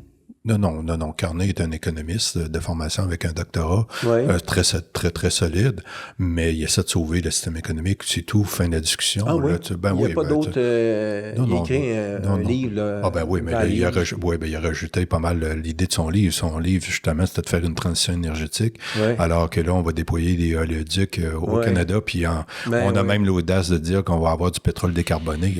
Moi, j'appelle un pétrole décarboné, j'appelle ça de l'eau, là. Le pétrole est une soupe de carbone. Fait que on fait du greenwashing, là. Fait que donc on est dans le greenwashing même avec Carney, c'est la même chose. Non, même pas, il essaie même pas. Il essaie même pas. Il essaie même pas, là. Il essaie même pas de s'en cacher, là. Il essaie de sauver le système économique en ayant des alliances, puis il fait un excellent travail au niveau des alliances. Je pense que c'est le premier ministre qu'on aurait jamais vu faire autant d'alliances. Je pense qu'il en a fait 12 dans sa première année. Lorsqu'il a fait son discours à Davos, il parlait de 8 autres dans la prochaine année, donc une vingtaine d'alliances économiques, commerciales avec des pays comme l'Inde, l'Europe, etc. C'est un travail exceptionnel d'un point de vue économique, mais d'un point de vue environnemental, c'est des reculs épouvantables. Fait que... T'en parlais au tout début de la rencontre tout à l'heure, c'est qu'il pousse dans le futur quelque chose qui devrait être... il pousse l'économie du 20e siècle. Là. On développe, on pousse vers les énergies fossiles. On n'est pas en train de pousser vers les énergies du 21e siècle. On pousse l'économie, la militarisation et l'industrie du pétrole. C'est ça qu'on pousse actuellement au Canada. Les deux grands secteurs qui vont sauver notre économie face aux Américains, c'est la militarisation et le pétrole. C'est ça les deux. Puis les grands projets comme des ports à contre-cœur pour un niveau de conteneurs qui est en baisse. Je me veux optimiste. Mais j'ai l'impression que la société, je pense pas que ça s'en aille dans le mieux. Puis je regarde Trump qui coupe ses liens avec le reste de la planète en essayant de rapatrier l'industrie chez lui. Puis dans un premier temps, je me disais, il ne doit pas se fermer, puis il faut ouvrir les liens avec les autres. Dans un sens, oui. Mais en même temps, peut-être que la réalité va nous obliger à revenir un peu dans le passé. Puis j'utilisais le frigidaire tout à l'heure, mais il faisait des bons frigidaires parce que on appelle ça un réfrigérateur, mais dans ce temps-là, on appelait ça un frigidaire. Exact. Parce qu'il y avait une marque frigidaire. Exact. Finalement, je suis en train de changer un petit peu peut-être mon approche là-dessus, puis me dire, oui, il faudrait peut-être réapprendre à se réindustrialiser. Totalement. À bas bruit, à bas mots, d'une façon sobre. Ouais. Pas s'industrialiser pour construire une fusée au Québec ou au Canada, mais dans l'optique d'une crise, d'une métacrise là, qui s'en vient, là. Hein? Toi, tu parles de 2040. Bon, on travaille sur l'horizon de temps, mais tu sais, la métacrise se déroule à tous les jours. Là, oui, c'est ça, on s'entend là-dessus. C'est des tendances en continu. Oui. Est-ce qu'on peut voir au-delà de ça, au-delà de cette métacrise-là, vraiment dans le futur, pour donner un espoir, pour dire qu'on travaille aujourd'hui, parce que toi, tu travailles aujourd'hui pour former quand même ces entreprises-là, pour, tu amènes une réflexion peut-être un peu philosophique, un peu anthropologique ou un peu sociologique sans le savoir, mais t'éduques. Oui. ces personnes-là. OK? Quelque part, tu les prépares à ça, pas juste professionnellement pour qu'eux autres puissent mettre du gaz dans leur auto ou payer leurs employés, puis payer leurs impôts, mais point de vue individuel, tu les impactes quelque part. Totalement. En fait, en premier, j'impacte l'individu, là. C'est ce que j'adresse en premier, là. Ben, je suis bien content de t'entendre parler de ça. Oui, j'adresse, c'est pour ça que je travaille toujours avec les dirigeants, toujours. Et c'est le dirigeant que j'attaque comme personne, là, que j'adresse. Puis après ça, ben, si le dirigeant a bien compris, ben, c'est là qu'on va pouvoir faire des actions au niveau, le monde municipal, au niveau de l'entreprise, là. Mais je commence toujours par la personne. OK. Toujours. Donc, c'est de l'éducation. Totalement. Ce qui t'habite, ça passe à travers un fil de métacrise qui s'est peut-être rajouté l'intelligence artificielle, mais la métacrise qui t'habitait, c'est à travers de ça Totalement. Qui ressort dans tes mots. Ouais, puis en exposant des faits, là, pas des opinions personnelles, mais on s'appuie sur les données de centres de recherche internationales.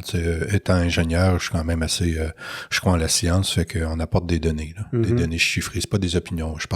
C'est très rare. Quelquefois dans une conférence, je vais le dire. Là. Je vais dire, OK, là, c'est mon opinion personnelle, je vais l'émettre, mais c'est très rare. Là, je vais faire ça une fois ou deux dans une conférence de 3 heures, je vais émettre une opinion personnelle. Quand on parle de... Je comprends ta question. Premièrement, il n'y a pas de solution. Ça, c'est important de comprendre. C'est pas que c'est négatif, c'est que dans la théorie des systèmes complexes, un système complexe ne peut pas être... Il n'y a pas d'approche solution, problème égale solution. Un système complexe, le mot le dit, c'est complexe. Donc, c'est plus des trajectoires de transformation, d'adaptation, appelez ça comme vous voulez. Là. C'est des trajectoires. Fait que j'agis sur le système complexe et je regarde dans quelle direction le système évolue. Puis j'agis de même et j'apprends. C'est la méthode expérimentale, en fin de compte. Donc, il n'y a pas de solution. On devrait parler de processus expérimental. Et quand on le fait avec une entreprise ou un territoire, on en regarde les futurs possibles par rapport aux tendances, parce que pour chaque tendance, ce qu'on émet, juste pour expliquer un peu comment on fait la prospective, on émet pour chaque tendance une hypothèse optimiste de la tendance et une hypothèse négative de la tendance. Pour dire cette tendance-là pourrait évoluer, voici dans une fourchette de possibilités. Et après ça, on regarde des interrelations entre chaque tendance. Je dis si la tendance X apprend la trajectoire positive, optimiste, quel est l'impact sur les autres tendances? Est-ce que c'est positif ou négatif? Fait que c'est ce qu'on appelle une analyse relationnelle. C'est pour ça qu'on a besoin d'outils un peu comme l'intelligence artificielle, parce que ça devient très complexe assez vite, ça devient... le nombre de possibilités explose, c'est exponentiel. On fait ces analyses-là, donc on va parler de futur de scénarios, on va faire des scénarios, je vais simplifier un optimiste ou très optimiste, puis un très positif, très négatif, excuse-moi. Et avec l'entreprise, on va se mettre à rêver, ou avec la municipalité, de dire, par rapport au futur possible, quel est le futur, nous, désirable qu'on veut en 2040? Quel futur qu'on veut collectivement co-créer? On le fait, là. On se donne une vision et après ça, que ce soit au niveau de l'entreprise ou au niveau du territoire, on va faire un plan de projet pour cheminer, pour que nous, comme organisation, on développe, on co-crée ce futur-là malgré toutes les tendances. C'est parce qu'on va avoir pris compte des tendances, qu'elles vont arriver parce qu'on va les subir, étant donné que au niveau d'un territoire, d'une municipalité ou d'une entreprise, je peux pas changer la tendance. Les tendances sont souvent mondiales, sont macroéconomiques, on les subit, mais malgré ces tendances-là, comment moi je peux créer un futur désirable? Fait que la prospective, c'est pas juste d'exposer les vulnérabilités des tendances, c'est de les comprendre pour toi, comme dirigeant, quel futur désirable, malgré tout ce qui a cette compréhension-là, quel futur désirable que tu veux bâtir. Fait qu'on travaille sur des futurs. On se le donne l'image, on la fait, on l'écrit, là. Et à partir de là, on fait le choix. C'est la théorie des petits pas. On expérimente. Puis bon, il y a une tendance qui arrive, il y a un trompe qui se lève la nuit, puis qui me déclare une taxation à 50%. Ben merde, comment je réagis à ça? Fait qu'après ça, c'est d'être suffisamment agile, de bâtir ce qu'on appelle de la robustesse dans ton modèle de développement économique pour un territoire, développement d'affaires pour une entreprise. Quelle est la robustesse pour ne pas flancher à tous les fois qu'il y a ce qu'on va appeler un événement imprévu, un signe noir arrive, ben comment, malgré tout, je suis touché par le choc, mais je suis capable d'agir dessus puis de pas tomber. Fait qu'il faut bâtir une robustesse. Donc, ça, c'est l'éducation que tu fais auprès de ces personnes-là. Ben, c'est dans les planifications stratégiques. Quand on fait une planification stratégique, c'est le genre de réflexion qu'on fait. On utilise la prospective pour former, éduquer.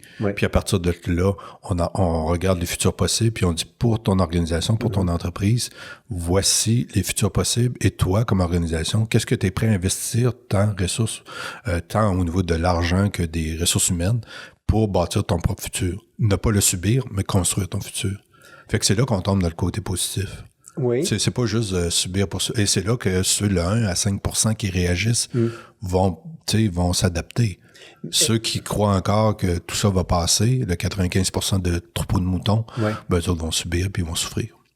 Puis quand tu informes ou tu éduques ces dirigeants d'entreprise-là ou ces MRC-là, est-ce que tu agis sur l'être humain lui-même ou tu parles toujours aux dirigeants d'entreprise? Toujours au dirigeant, mais le dirigeant, c'est un décideur, c'est un humain, là, mais non, je suis pas sociologue, là, puis je suis pas psychologue, non. OK, il n'y a pas de message humain que tu passes. Non, on est toujours, nous, par rapport à l'organisation, que ce soit un territoire ou une entreprise. OK. Non. Ben, je vais te pousser un petit peu plus loin dans ce cas-là. Ben, je vais rester dans le domaine de l'éducation, parce que tu en fais quand même d'éducation, même si c'est au niveau de l'entreprise, directement au niveau de l'humain comme tel. Oui. Je suis pas un coach, puis je demeure un ingénieur. Je suis pas un coach, puis je serai jamais un coach. Non.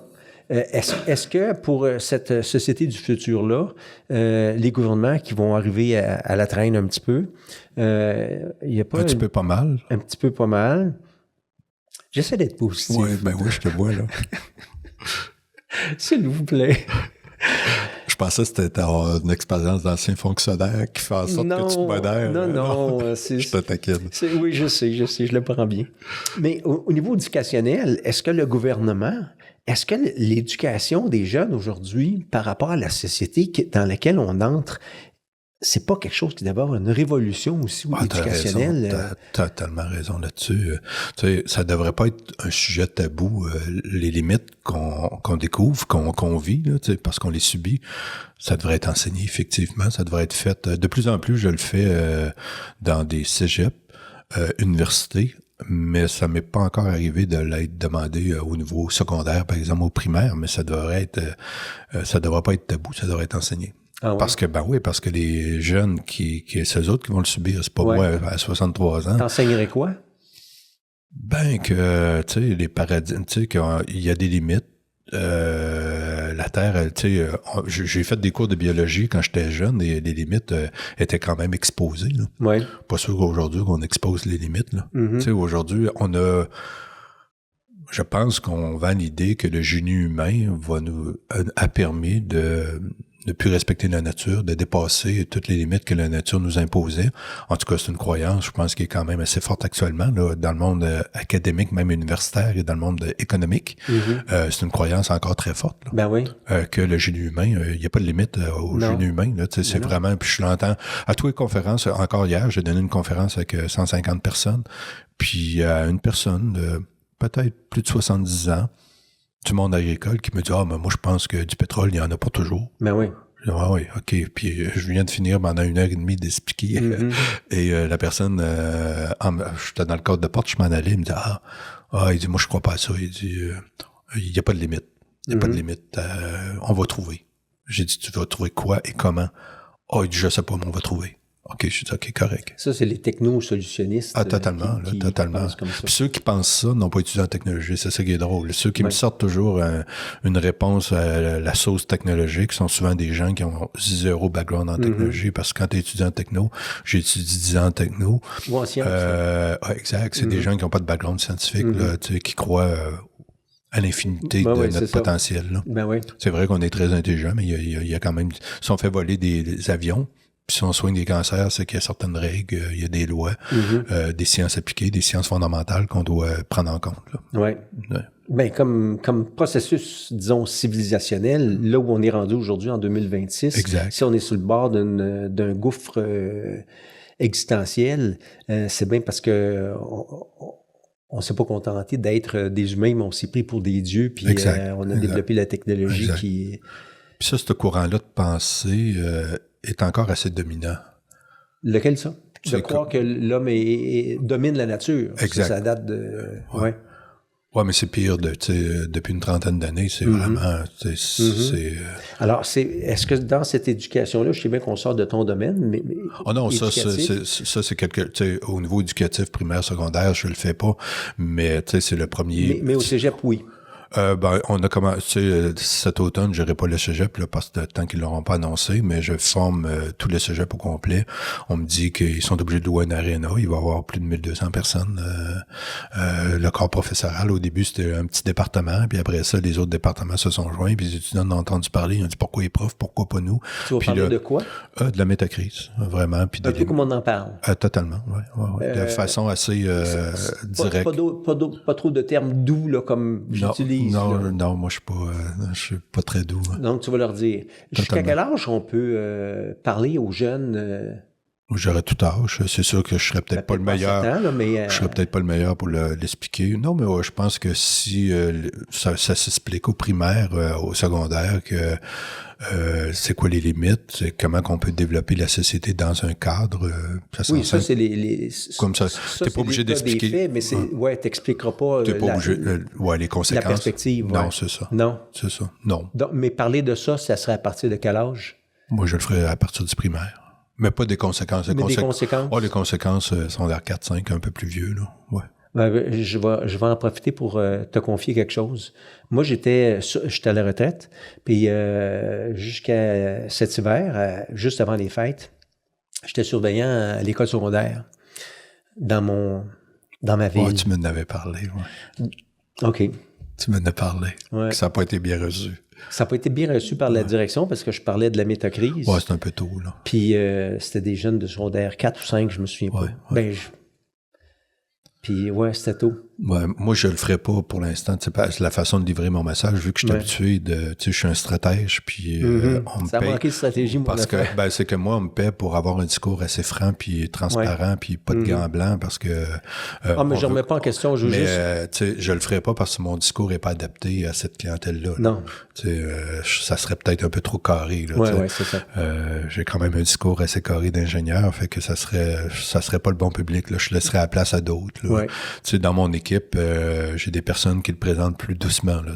Fait que je leur laisserai la place, là. Mais puisque c'est enregistré, je veux quand même dire ce que j'ai fait, mais je remets pas en question la décision de l'école de me congédier. Si j'avais été dans leur bobette, j'aurais fait la même chose selon les critères, les cadres dans lesquels ils sont soumis. Exact. Selon un cadre humain qui, moi, voit plus, moi, je pense que ça aurait pu passer. Mais dans le cadre dans lequel ils sont insérés, là, c'était correct comme décision.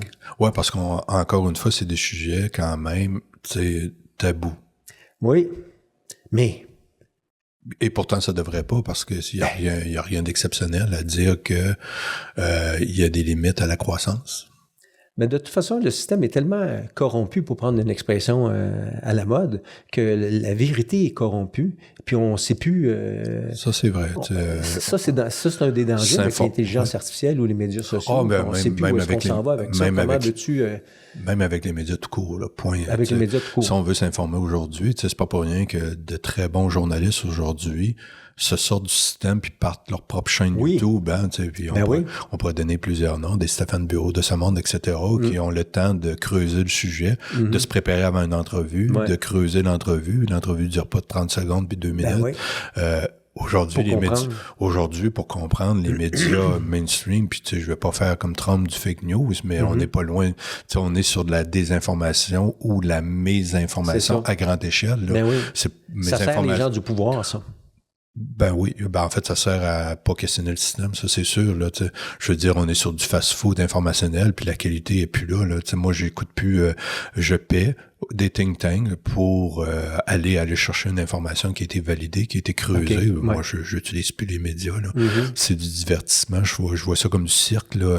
Quand je veux me divertir, j'écoute ça comme une émission d'humour ou n'importe quoi d'autre. Qu'est-ce que tu lis? Ou qu'est-ce que tu écoutes? Ou qu'est-ce que... je regarde beaucoup les penseurs. Là, j'identifie des individus, des universitaires ou des gens sur le terrain qui ont leur indépendance d'esprit ou des think tanks, là, des centres de recherche. Puis là, je me connecte dessus. Là. Américain ou français? Un peu américain, beaucoup européen. À part Jacobicci ou Jean Jouziel. Il y en a un que j'apprécie, il y a Nate Sagan, qui est un public, Nate, qui est américain. Nate Higgins, oui. Puis Nate, plusieurs de ses invités. Je vais me connecter sur ses invités parce que Nate a le talent d'identifier les spécialistes de leur domaine, les meilleurs, pas mal, qui ont une indépendance, parce que Nate interviewe vraiment des gens qui ont une indépendance d'esprit. Là. Oui, c'est ça. Hein, ça c'est... Donc, je vais me connecter sur ces gens-là, parce que la majorité de ces gens-là ont leur propre site web dans lequel ils partagent l'information. Fait que ça, c'est une information de qualité. Là, c'est peut-être des gens qui sont indépendants. Totalement, oui, pour plusieurs. C'est ça. Donc, ils disent qu'ils pensent vraiment. Exact. Puis à part votre gant blanc, là, il explique de façon très formative, très éducationnelle. Ouais. Mais c'est pas du... Mais je suis plus dans les grands médias. Les grands médias, c'est ce que j'appelle de l'actualité. Ça permet, même ça embrouille l'esprit, ça permet pas de voir clair. Parce que, c'est trop volatile, c'est pas validé, c'est une information de mauvaise qualité, c'est beaucoup des opinions. Puis on n'est pas beaucoup... Même les journalistes aujourd'hui, on est plus dans un monde d'opinion que de vrais journalistes creusés. Là. C'est pas pour rien que les grands journalistes de la planète aujourd'hui sont sortis du système, puis il faut que tu t'abonnes, tu paies pour avoir accès. C'est correct, c'est l'information. Moi, j'ai l'information, c'est triste, mais l'information de qualité qui est pas dénaturée, faut que tu payes pour. Oui, parce que cet individu-là fait un travail. Souvent, on parle d'individus, mais ça prend des petites équipes. Pour nourrir un podcast de même, souvent, c'est 3, 4, 5 personnes en arrière de ça. Là. Et il y en a de plus en plus. Là. Mais les grands médias, quel que soit, là, puis je n'aimerais pas de nom, puis quel que soit le pays, c'est plus là qu'on trouve l'information, là, malheureusement. Là. Mais c'est là que 99% de la population s'abreuve. Là. Oui. Mais moi, j'ai découvert Nate Higgins, t'en parles, ça fait 4 ans. Il est rendu plus que 200 épisodes. Puis c'est comme toi, je vais écouter puis c'est des longs podcasts. Oui, c'est très long. 2 heures, 2h30, 3 heures même. Puis je vais cliquer sur le lien Wikipédia. Qui sont-ils, ces personnes-là qui interviewent? Puis après ça, c'est quoi leur biographie, leur parcours professionnel? C'est une couple de prix Nobel. Sur nos plateformes aussi c'est pas du Joe Blow, t'as des prix Nobel des gens là-dedans. Posés. C'est pas, il n'y a pas d'extravagance verbale, de bitchage. Non. Puis t'as Thinkerview en France qui fait des grandes entrevues de 2 à 3 heures, il faut être très patient, mais qui va à fond, puis qui interviewe même les pensées à 180 degrés. Ce qui est quand même puis ce qui est quand même intéressant parce que t'as des opinions opposées, puis il porte pas de jugement, mais il cuisine pas mal solide. Là. Oui, c'est ça. Ces interviews sont assez... fait que, mais c'est français, c'est vrai, mais ce type-là, moi, m'énervait au début. J'ai appris à me convaincre qu'il faut que je passe par-dessus la personnalité de l'intervieweur. Oui, tout à fait. Qui est franco-français, là, tu sais. Puis mais le contenu est bon. On pourrait peut-être clore un peu la discussion pour aujourd'hui. Mais as-tu d'autres choses que tu voudrais traiter? Non, je pense qu'on a fait un bon tour. À toi, voir si tu as une autre question pour clore. Qu'est-ce que tu aurais aimé traiter différemment, moi? Je